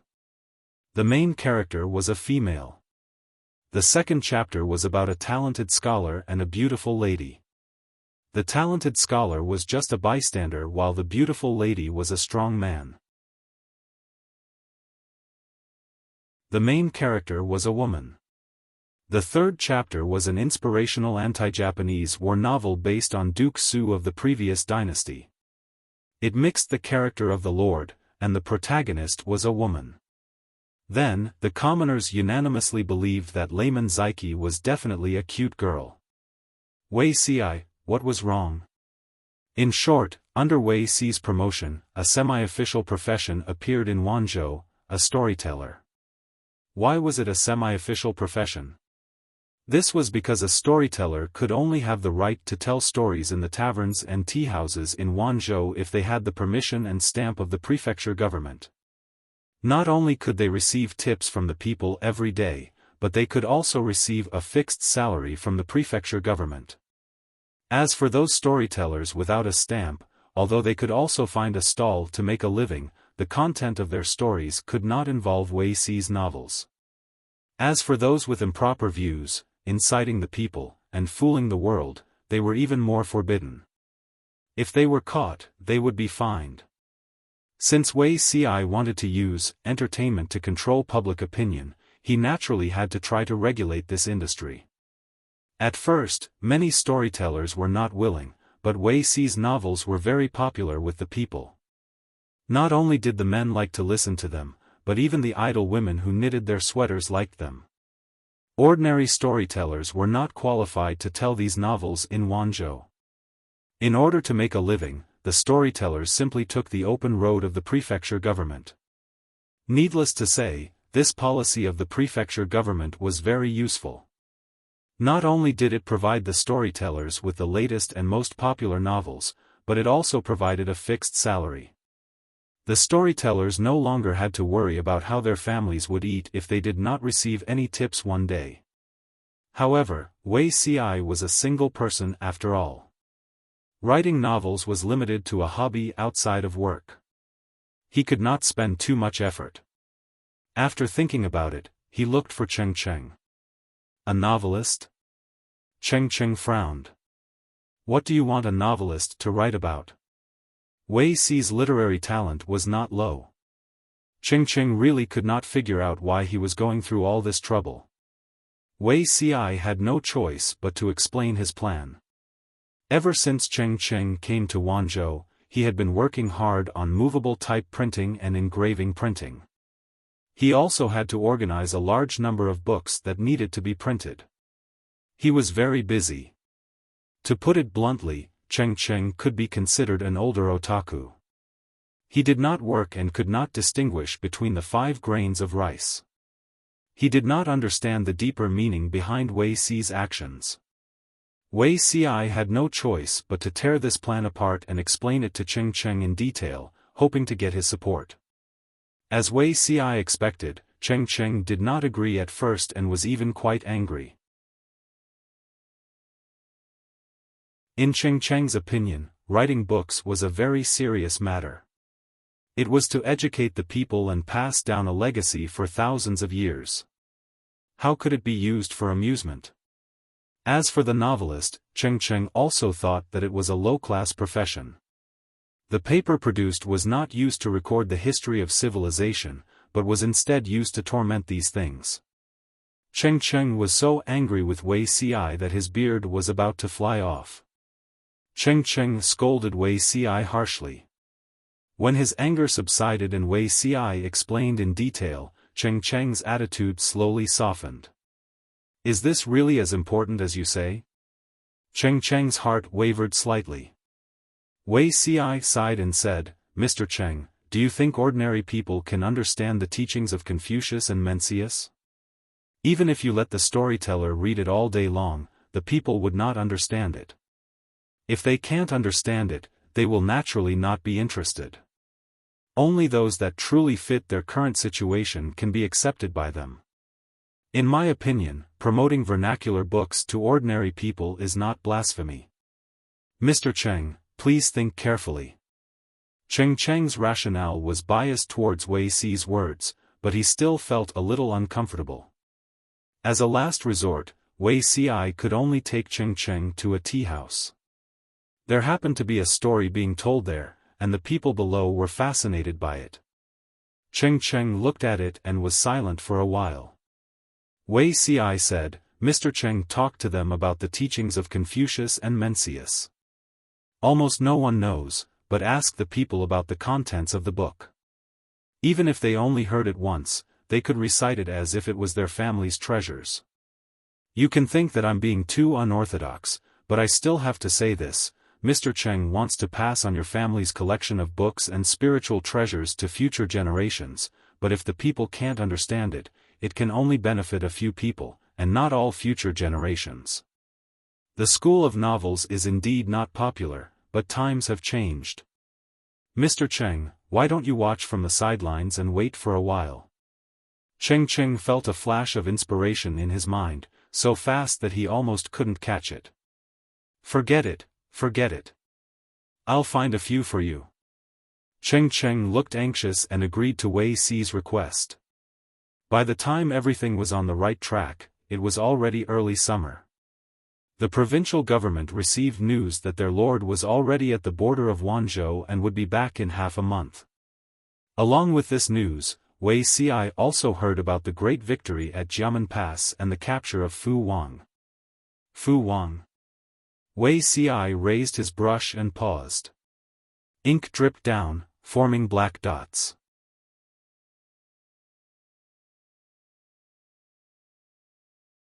Chapter 805. What's wrong? You don't look too good. Is there something wrong with this Fu Wang? Su Ku rubbed his throbbing temples.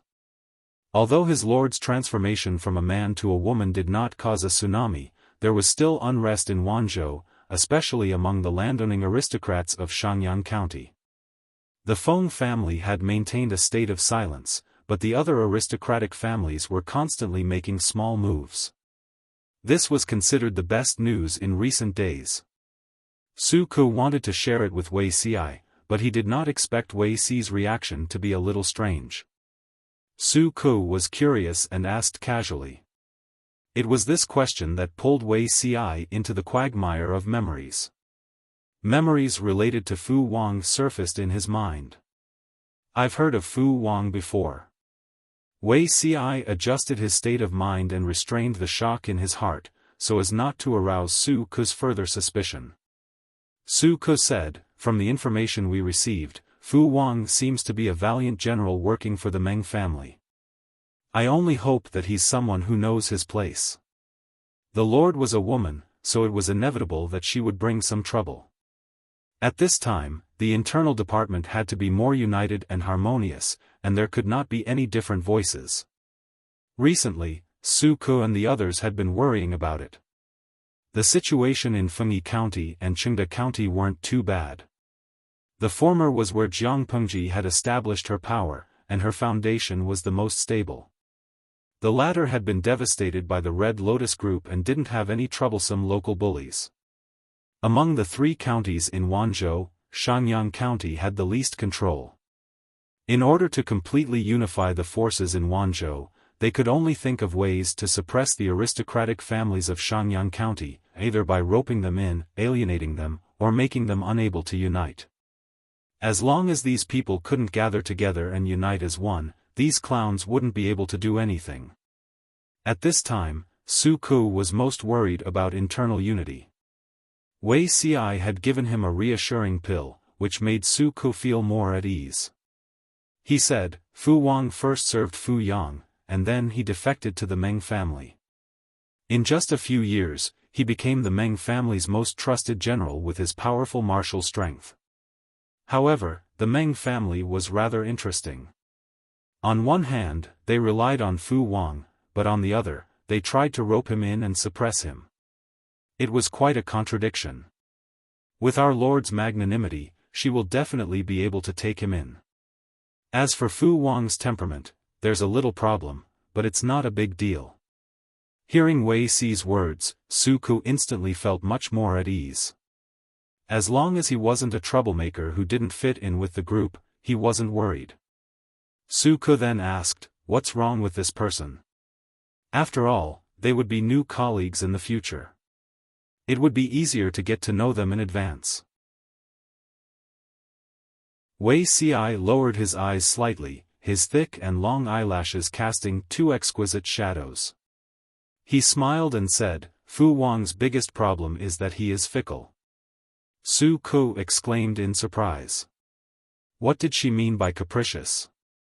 He thought that only women could be described as fickle. If it was applied to a man, then it meant that the man. Su Ke frowned.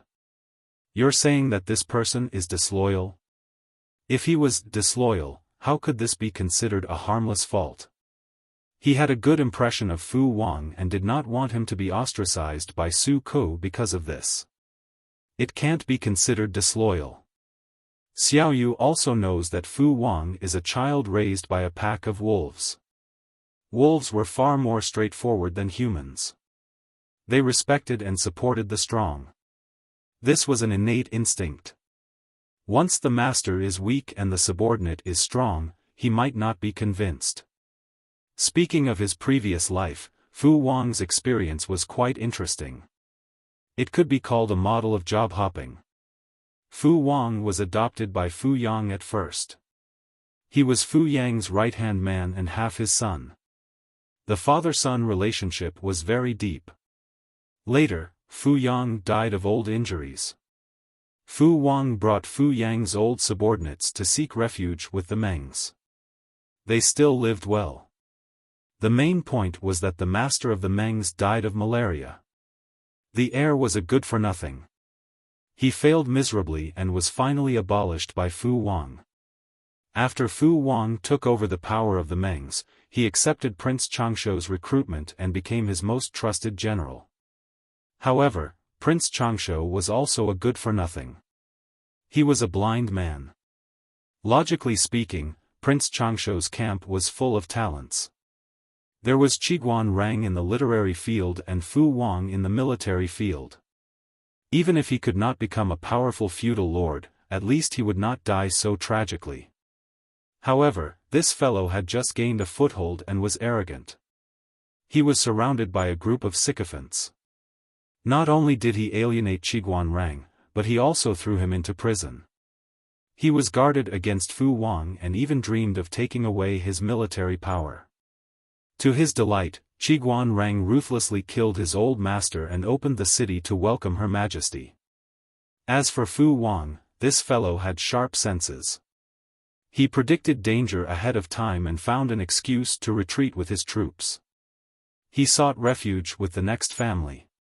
Do you know who the next family is? The next family is the Su brothers from Zhe County. The younger brother, Su Fei. Did everyone think that this was the end of the job hopping? Of course not. Fu Wang first sought refuge with Su Fei. However, Su Fei was a funny man. Not only did he use his military power, his governance was also a mess. He caused the wilderness to stretch for thousands of miles and the people had no way to live. Even when Fu Wang joined with his troops, he was still unable to turn the tables on Su Bei. In the end, he still lost. After Su Fei lost, Fu Wang accepted Su Bei's recruitment. Speaking of this, there was a small incident that had to be mentioned. Su Bei's strategist, Han Yu. Yes, he was Wei Si's senior apprentice brother in name and one of Master Yuanjing's outstanding disciples. Han Yu said, Fu Wang is a violent person with few responsibilities. He is arrogant and lacks loyalty. He is a capricious villain and cannot be used.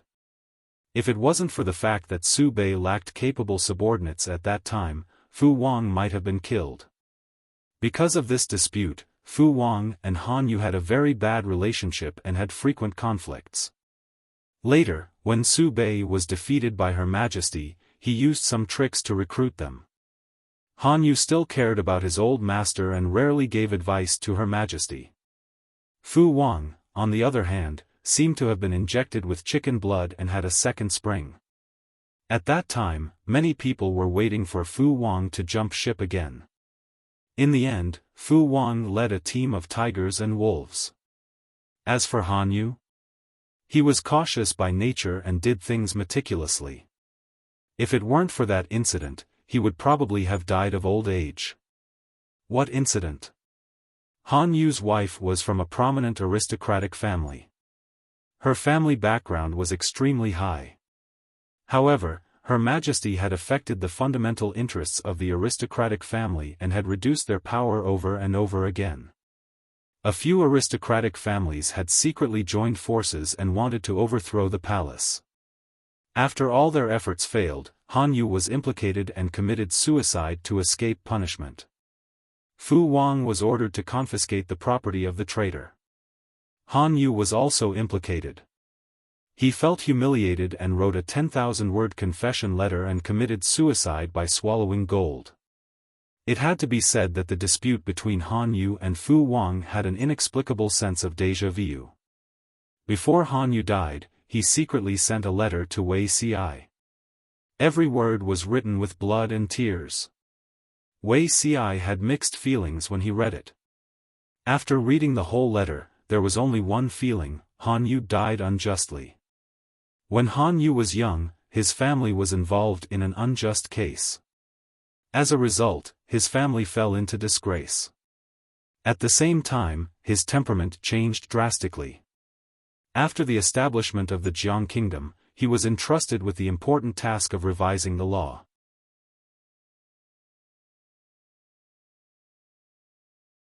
Chapter 806. This life was interesting. Not only did Han Yu's fate change, but he also avoided the tragedy of almost exterminating his family. Even Fu Wang entered the Lord's tent ahead of time.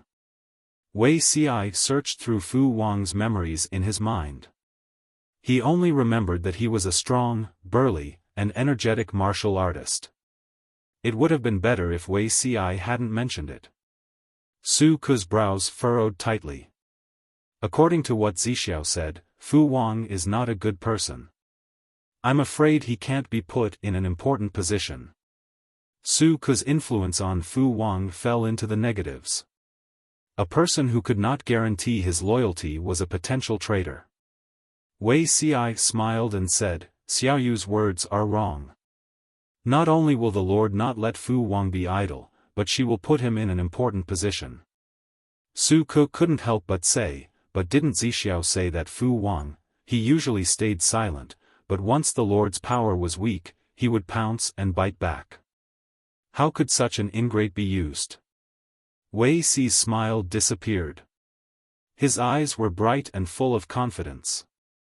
He said, "The Lord can subdue this wolf. Xiaoyu should be rest assured." Su Ke was speechless when he heard this. Wei Si continued, "Don't be fooled by Fu Wang's rough personality. He is very meticulous and is best at capturing the emotions of others. If Xiaoyu has a grudge against him, he will know. He might not say it on the surface, but he might have a knot in his heart. He is a newly surrendered general and has only been with the Lord for a short time. He is not loyal. If he feels that he is being targeted, I'm afraid it will be more difficult to deal with him." Su Ke frowned. He understood Wei Si's worries and could only say, "I will take note of this." The new company still needed a period of probation to recruit people. In this era, Fu Wang was also a newcomer who needed to be observed. As an old man, Su Ke had the obligation to mediate internal conflicts. Even if they were not a family, at least they could not have unresolvable filth. Wei Si knew the burden on Su Ke's shoulders.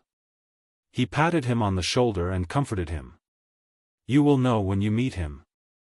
Su Ke nodded. As the magistrate of Chongzhou, Lu Shi and Jiang Pengji did not take the same route to Wanzhou. The father and daughter separated halfway. When Jiang Pengji went to the alliance meeting, she only had a little more than 10,000. When she came back, she had nearly 20,000. The newly added soldiers were all elites. Yes, Fu Wang had surrendered. As for the details of his surrender, I won't go into too much detail. It can be summed up in a few sentences. What if a surrendered general doesn't surrender? Just a beating would do. What if a beating was still not enough? Beat him up again. Fu Wang boasted that his martial prowess was the best in the world, but he was captured by Jian Yen in his carelessness. When his injuries were more or less healed, he found out how he had knelt down. He had mistakenly ingested a large amount of sleeping grass. Fu Wang scratched his ears and cheeks, unable to figure out how he had mistakenly ingested sleeping grass to the point of making a mistake on the battlefield. Sleeping grass did not grow anywhere. Most of them grew in the Zhangzhou grasslands and were rarely seen in other places. In other words, the origin of the sleeping grass that Fu Wang ate was very suspicious. Adhering to the principle that even if he were to die, he had to die knowing the truth. Fu Wang went to find out the truth.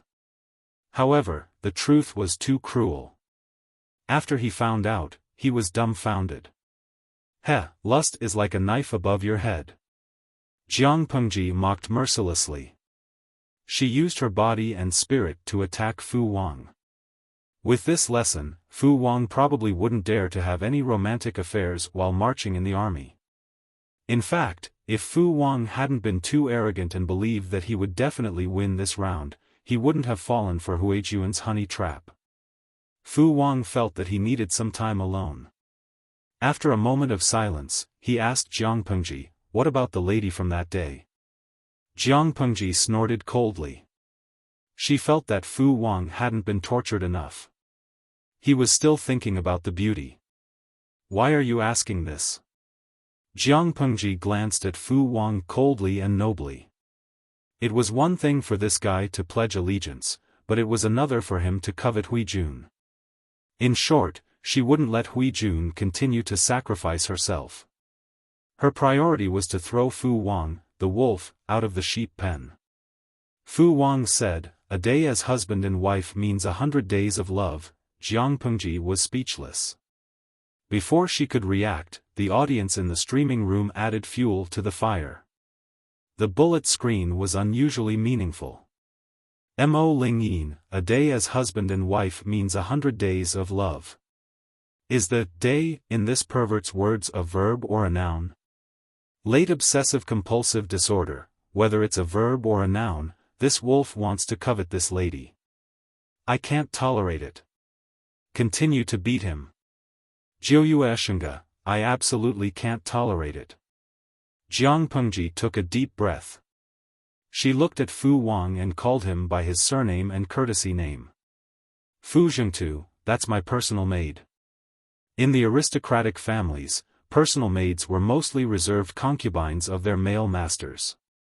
If there were no accidents, most of them would be taken in. Fu Wang was surprised for a moment. His expression became a little ugly.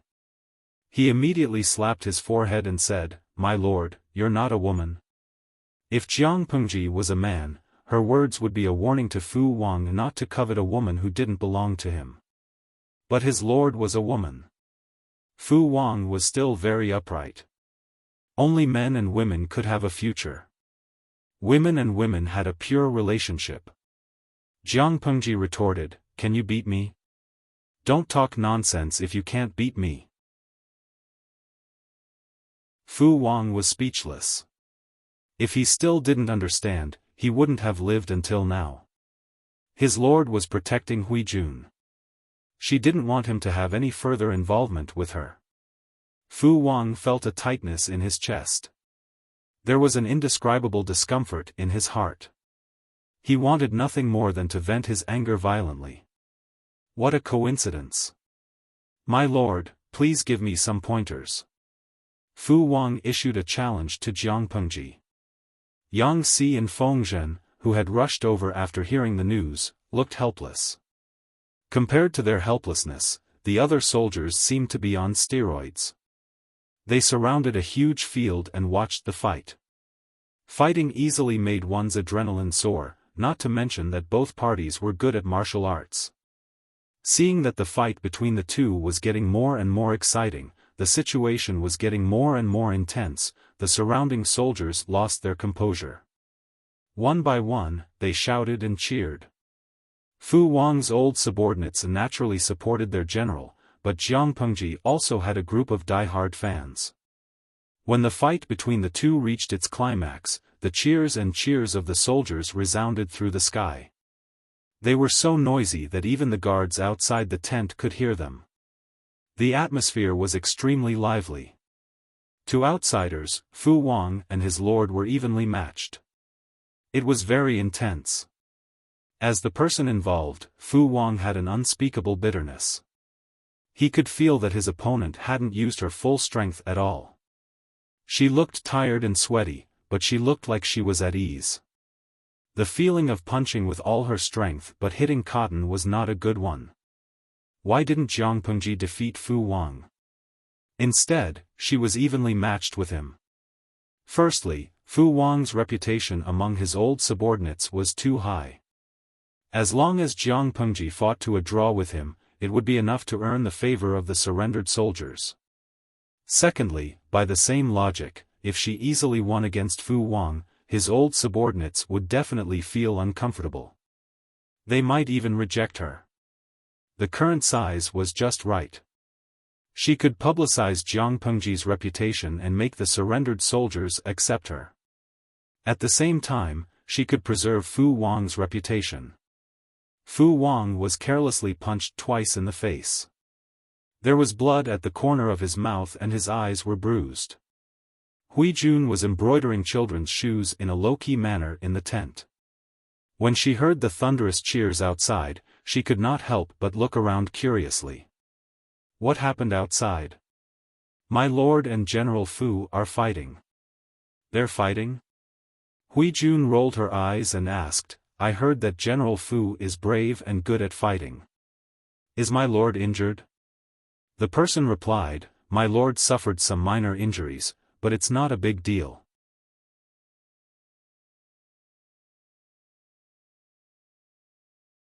Chapter 807.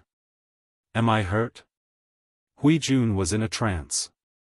When she came back to her senses, she felt a sharp pain on her fingertips. She gasped in pain. Looking down, she saw a bright red bead of blood on her fingertips. You're slightly hurt? Where are you hurt? Huijun forced herself to calm down. She put the embroidery needle and the half-finished shoes into the basket and was about to get up. I'm not hurt much. I was just scratched. Just stay here and don't run around.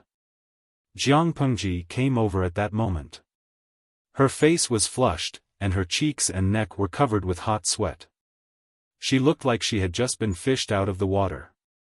When she came, the female soldier who passed the news blushed.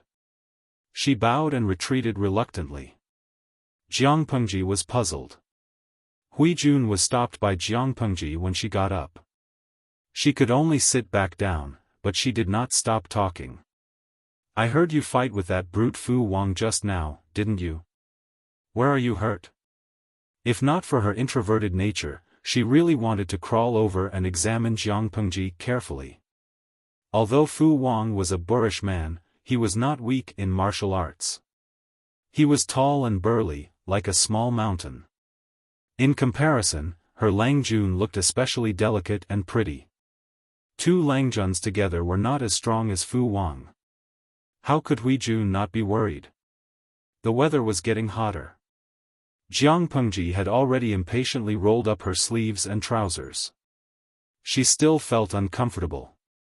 She took the wet handkerchief from Hui Jun and wiped the sweat on her cheeks, neck, and arms.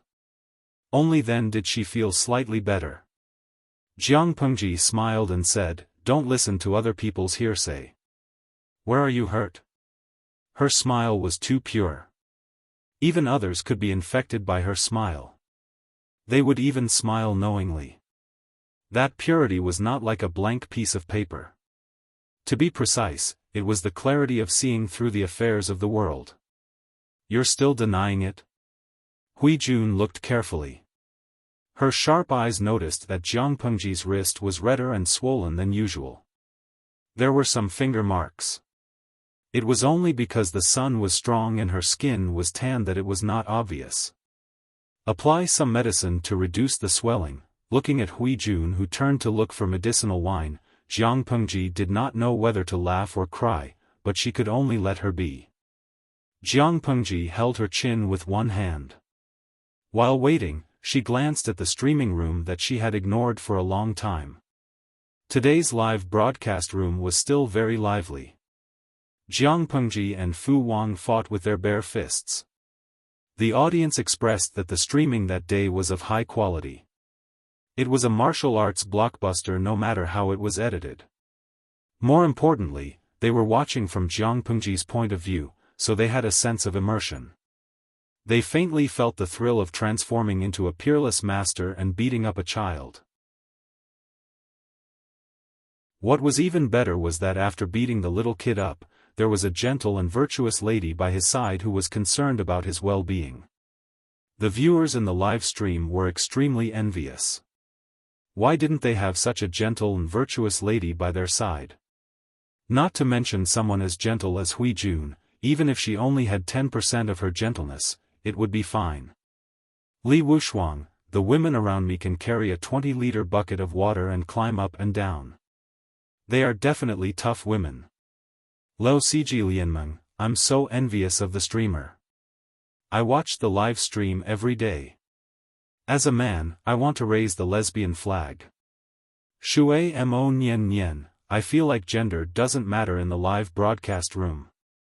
As a senior fujoshi, I really want to throw myself into the arms of romance. Drifting with the tide, little ding ding, hee hee, whether it's romance, or Yuri, my streamer can do it easily. Do you believe that? Love 36 stratagems, I believe, of course I believe.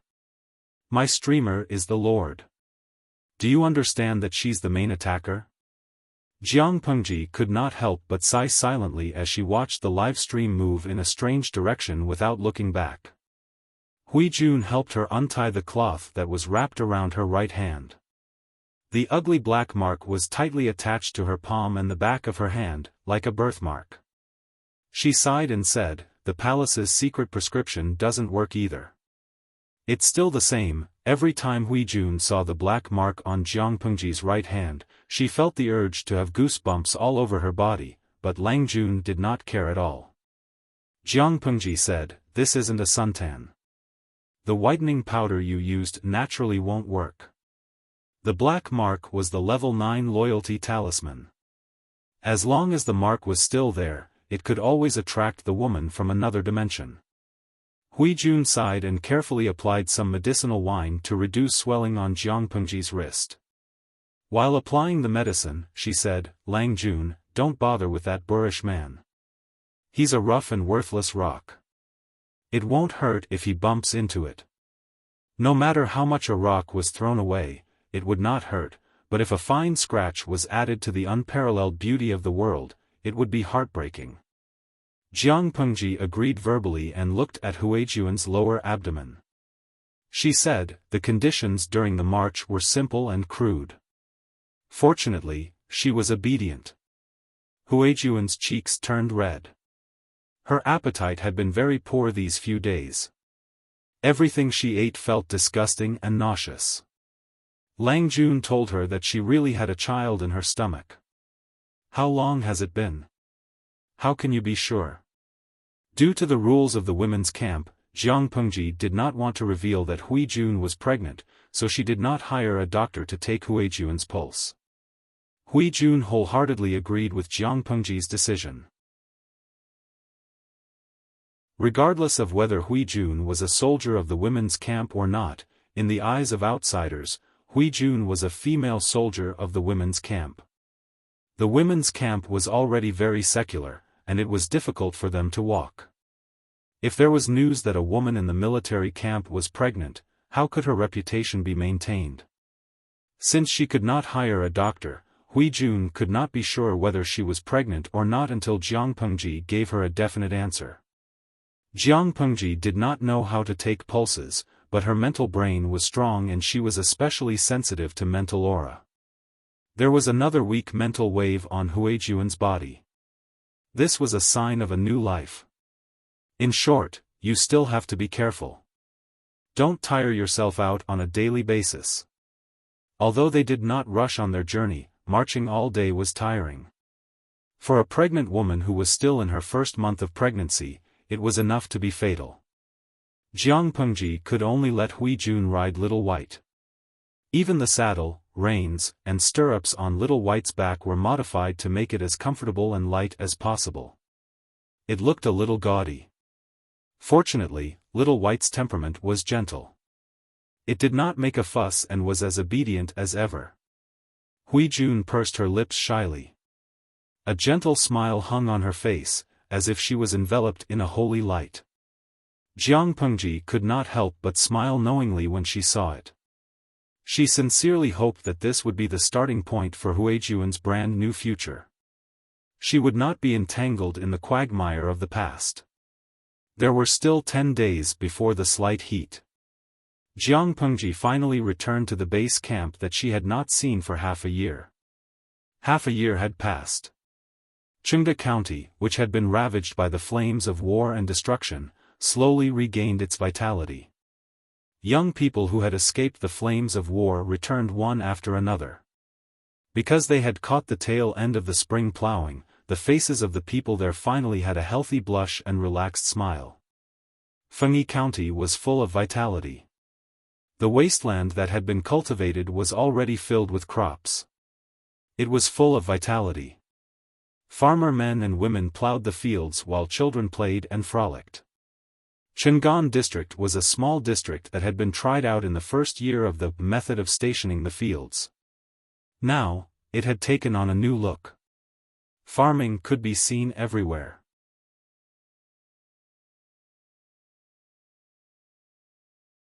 Chapter 808. Wei Xi's governance was indeed very good. The originally vague method of stationing land became a reality step by step under his arrangements. Based on the amount of land that had been reclaimed, if God gave them some face this autumn, not only would the food shortage in Wanzhou be completely solved, but there would also be enough surplus to support Jiang Pengji's army in 2 years of war. They would no longer have to scrimp on food and clothing, and the people would no longer have to starve to death. As for Shangyang County, one of the 3 counties in Wanzhou, there was now a new atmosphere. Su Ku and the others were also smart. While they restrained the local gentry in Shangyang County, they also thought of ways to win over the people and win their hearts. No matter how capable the gentry were, once they lost the power of public opinion, the right to speak, and the strength of their armed forces, they were just tigers without teeth. Feng Jin and the others fought back and forth with the local gentry in Shenyang County. Although they did not bleed or get hurt, they were tired and their heads hurt. What was gratifying was that Jiang Pengji had become the official magistrate of Wanzhou. Outsiders could no longer use unjustifiable as an excuse to attack her. So what if she was a woman? The Lord was still the Lord. She could fight anyone who disagreed with her.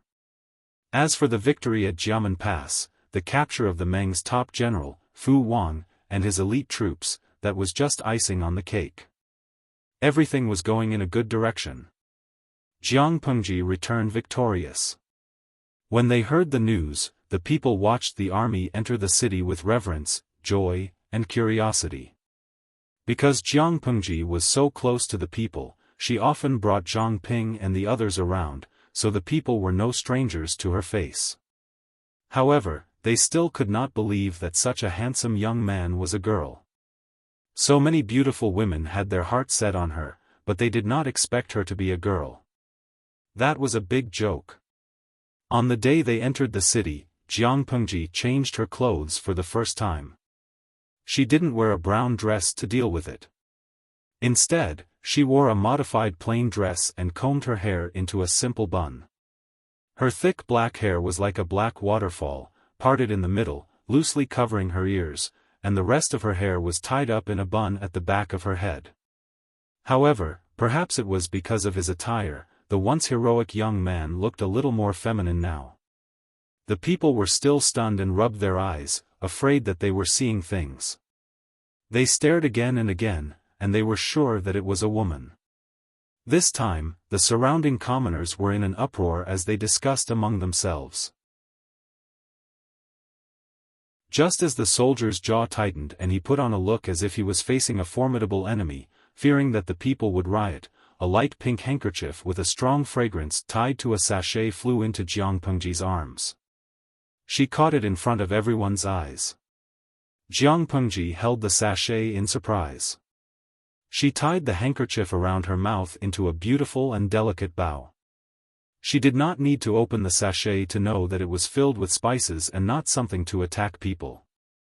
In other words, the owner of the sachet threw the sachet to express his love, and not because of the attack that the audience was worried about. Amused, she raised her head and looked in the direction the sachet came from. She met a pair of familiar eyes. Sheng Wanwan glanced at her shyly, then covered her face and moved away from the window on the second floor under the watchful eyes of the crowd. Jiang Pengji laughed involuntarily and muttered to herself, "This girl, Liyun, who was about 20 feet away from Jiang Pengji, expressed his hurt and his heart was broken." He had expressed his feelings to Sheng Wanwan before he left for the war. Why was the one who received the sachet and confessed his feelings after returning from the war? "I feel wronged, I feel bitter, but I can't say it out loud." Li Yun's heart felt stifled. His handsome face drooped, like a rooster that had lost a fight. Sheng Wanwan's action was like a command. All kinds of sachets, handkerchiefs, and fresh flowers swarmed over from the crowd. Cheers resounded through the sky. Fresh flowers lined the streets, the people's hearts. Jiang Pengji asked people to carefully keep the sachets, handkerchiefs, and other items. Among the crowd, Wei Ci heaved a long sigh of relief. "Thank you, Lady Wan, for your help." Even though he had made many preparations, Wei Ci was still worried that the people would not be able to accept his lord's gender.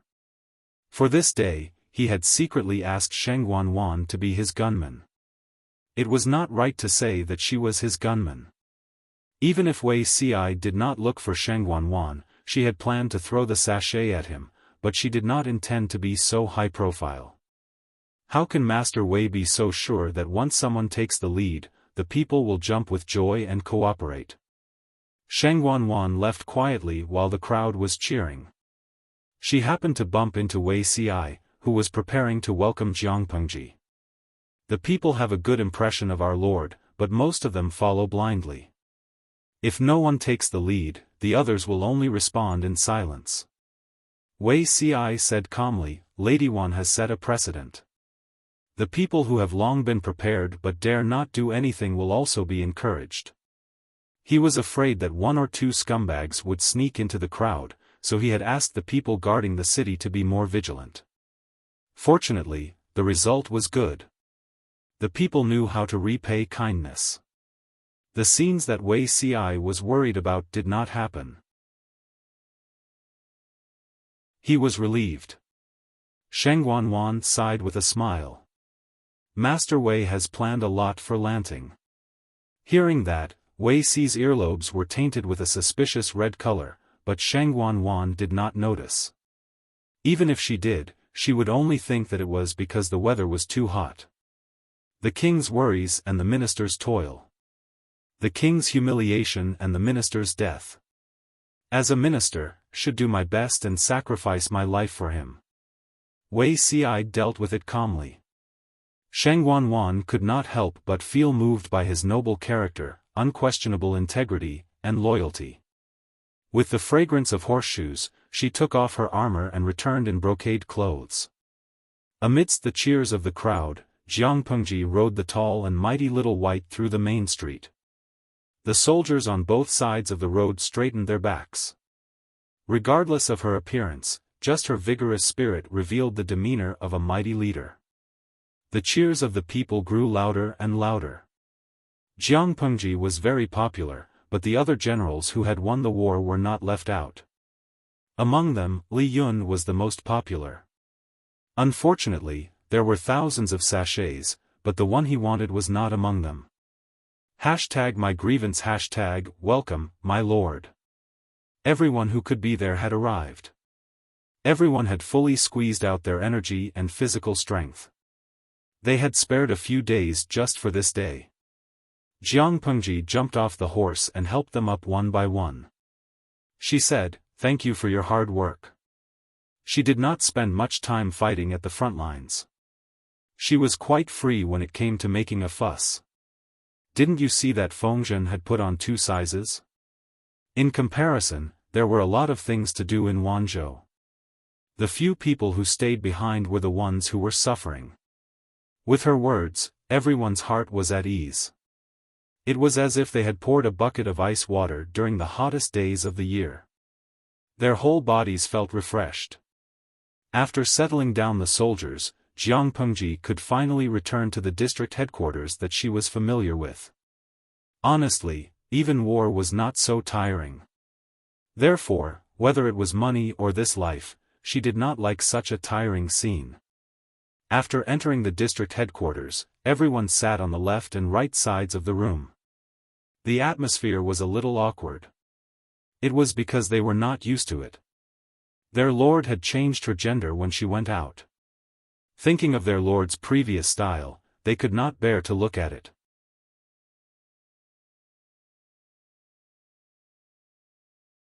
Chapter 809. To be honest, a boss who didn't give people time to prepare would definitely be scolded by his subordinates in the world of the streaming room. Su Ku and the others weren't ordinary people. They were very serious about the work they were responsible for. How could they be said to be unprepared? Jiang Pengji asked everyone. The development of Wanzhou was better than expected. This couldn't be separated from everyone's busy work. Thus, she said, you've all worked hard for the past 6 months. When the matters in Wanzhou are settled, I'll definitely let everyone relax for a few days. Except for a few ignorant newbies, the other old people had an expression that said, you've all worked hard for the past 6 months. Rest days? Before saying this, spit out the 7 days of rest from last year's New Year. Not only were they complaining in their hearts, but the audience in the streaming room also helped to crusade against Jiang Pengji. She probably realized that what she said was a little fake, so she simply changed her method. Jiang Pengji's methods of rewarding people were nothing more than giving them bonuses, increasing their salaries, and giving them property deeds. When the newbies who didn't know what was going on saw it, they only felt that this lord was extremely generous and rich. In fact? Huh. Let's not talk about it. It's all tears. Realizing that everyone wasn't in high spirits, Jiang Pengji decisively changed the topic and asked about the farming situation in Wanzhou. Farming had always been thrown to Li Yun. However, since Wei Ci, the all-rounder, joined, the matter of farming was thrown to him. Fortunately, this guy had the ability to multitask and work in two hands. Otherwise, he would have collapsed from exhaustion. Wei Ci was in charge of farming, so the job of presentation was naturally handed over to him. Wei Ci stepped out of the ranks. He kept his gaze slightly downwards, not daring to look directly at her face. Others felt that their lord's face was too out of character and felt uncomfortable looking at it too often. However, Wei Ci was afraid that the scene would bring back memories, so he became more and more immersed in the past. Her voice came from above his head. It wasn't hoarse, nor did it have any lingering tiredness. Instead, it was full of vigor and sonorous. In an instant, Wei Ci calmed his mind and returned to normal. His tone was calm as he truthfully reported the situation in the 3 counties and 9 districts of Wanzhou. He even made a rough estimate of the rice for the autumn harvest. Only old farmers who had farmed for many years could accumulate rich experience over the years and have a certain estimate of the harvest. It was evident how much effort Wei Ci had put into the matter of farming. Jiang Pengji said, "Zixiao, you've worked hard." The words, "stabilize Wanzhou," seemed light and airy, but they were actually extremely heavy. That was because this was not something that could be settled by destroying the Tsing-Yi army or the Red Lotus group. Compared to the main factor, whether it was the Tsing-Yi army or the Red Lotus group, they could only be classified as secondary factors. The foundation of stabilizing Wanzhou was to reduce the number of refugees.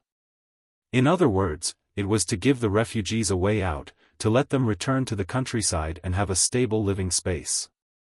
The more refugees there were, the worse public security would be. When they gathered together, it was easy to cause unrest. If the Tsing-Yi army was annihilated, there would always be the White Shirt Army or the Yellow Shirt Army emerging. If the Red Lotus group was annihilated, there would be the Green Lotus group or the White Lotus group rising from the ashes. The original intention of the army farming law was not only to solve the food shortage, but also to reduce the number of refugees and stabilize the situation. Wei Ci did a great job in this aspect. Jiang Pengji could not even think of anyone who could do it better than him. It was not only the method of stationing land, but also the post-war compensation that was given to him previously. Wei Ci was also conscientiously doing it. These things could not be accomplished overnight, and the amount of time and energy needed was unimaginable to outsiders. For Wei Ci, the 6 words she said were the greatest affirmation and reward for him, far surpassing all glory. Wei Ci took the opportunity to restrain his emotions and maintain his composure. Others might not be able to see the flaws, but Jiang Pengji secretly frowned. After asking about the situation of farming, Jiang Pengji asked about Luoyue's military training and recruitment. Upon hearing the news, Luoyue stepped out of the ranks and gave a concise and comprehensive account of the key points so that Jiang Pengji could have a general understanding. She said in surprise, "The number of the female battalion has increased a lot." After all, the female battalion was still an existence that had been criticized. Even in a place like Wanzhou, there were not many women who were willing to endure hardships to be female soldiers. Most of the female soldiers who were recruited previously had gone through war and suffering. Each of them had their own bloody past. Jiang Pengji had also deliberately controlled the recruitment standards for the female battalion, so the number of female soldiers had not increased. She did not expect that in the 6 months that she had been away, the size of the female battalion had increased by 1/3. It was a rapid improvement. When it came to the female battalion, Jiang Pengji naturally had to ask a few questions. Jiang Nongqin was fully in charge of the female battalion. Luoyue only knew the general situation. He still had to ask her about the specific details. After not seeing her for half a year, Jiang Nongqin's skin was darker than before, but her brows were more resolute, like a wildflower in a thicket. Even though she had gone through hardships, she could still bloom proudly. Jiang Nongqin's requirements for the female battalion were far stricter than Jiang Pengji's. If she was satisfied, the development of the female battalion was obviously very good. As for the strange increase in the number of female battalion, this is due to Mr. Wei's efforts, Jiang Nongqin said. Jiang Pengji was stunned for a moment. She asked Wei Xi what he had done. Why did it affect the female battalion? After asking carefully, she found out that this fellow did not find it troublesome. He even tormented the storyteller and wrote some vernacular novels. It was this kind of vulgar thing that was unrefined in the eyes of others, but it actually made the people of Wanzhou obsessed. There were even many loyal listeners who believed in the characters written by Wei Xi. They all felt that it would be good if women could achieve success like the people in the novels. The content of the novels was too nonsensical and unrealistic. Uncultured. Wasn't Su Gong, who was awarded the title of Marquis in the previous dynasty, a woman who was born as a general? Wasn't there Lord Lu Shi, a woman who was born as a general? Going back further, during the chaotic times of the 16 Kingdoms, there were countless famous heroines. The characters in Wei Xi's novels all had archetypes. Under the influence of the novel, some people changed their prejudice against the female battalion. This also set a positive example for the reputation of the female battalion. Hearing this answer, not only was Jiang Pengji surprised, but the audience in the streaming room was also in an uproar. The pioneer of the vernacular novel, Wei Xi, you're going to heaven. My husband Yi Buxiu, Beauty Ci should change his name. Just call him Lu Ci. Running Argon, God, Lu Ci. Mr. Lu Sun is called Zhou Shuren, okay? Even if he changes his name, it should be Wei Shuren. Xinzue, am I the only one who is curious about the novel written by Beauty Ci? Is there any content that is like a veteran? My young valley master, Beauty Ci is such a reserved person. Why would he write that kind of indecent content? Even if he did write, it would be subtle and obscure. It's not as crude as you think. He directly wrote about reproduction. How vulgar and obscene. Summer departing Xianggu, reserved. For example, a golden hairpin knocks on a jade pillow, fragrant sweat drenches silk clothes. Or, indulge in love during the day, make friends with you in my dreams at night. Or, loose makeup, messy hairpins fall off. Not a single word is obscene, but the content is very obscene.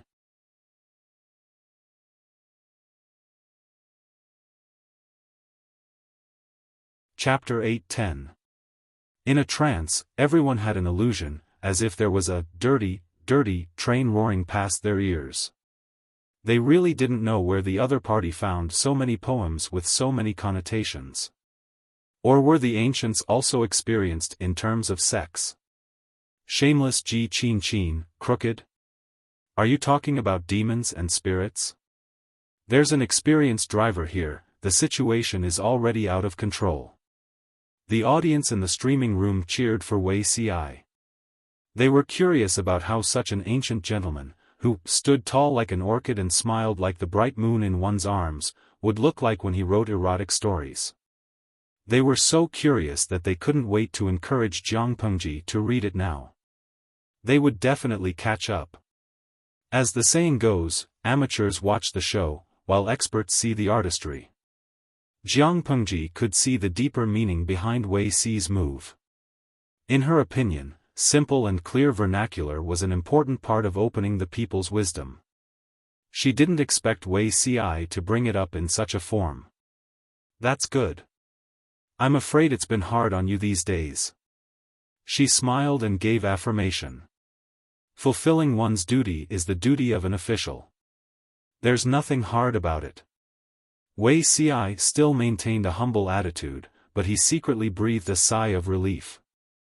In the eyes of others, such vernacular novels were no different from saliva, but wasn't it also one of the channels for spreading words? The people couldn't understand it, let alone remember those awkward sentences. The simpler and more straightforward it was, the more it could be accepted by the people at the bottom. Everything had to be done step by step, steadily and surely. This was even more so when it came to opening the people's wisdom. Instead of forcefully instilling great principles into the people, it was better to hide the principles in stories and guide them to explore them. Of course, not every story could be spread randomly. Wuxia strictly controlled this aspect and even planned to gather a group of novelists to be in charge of this content.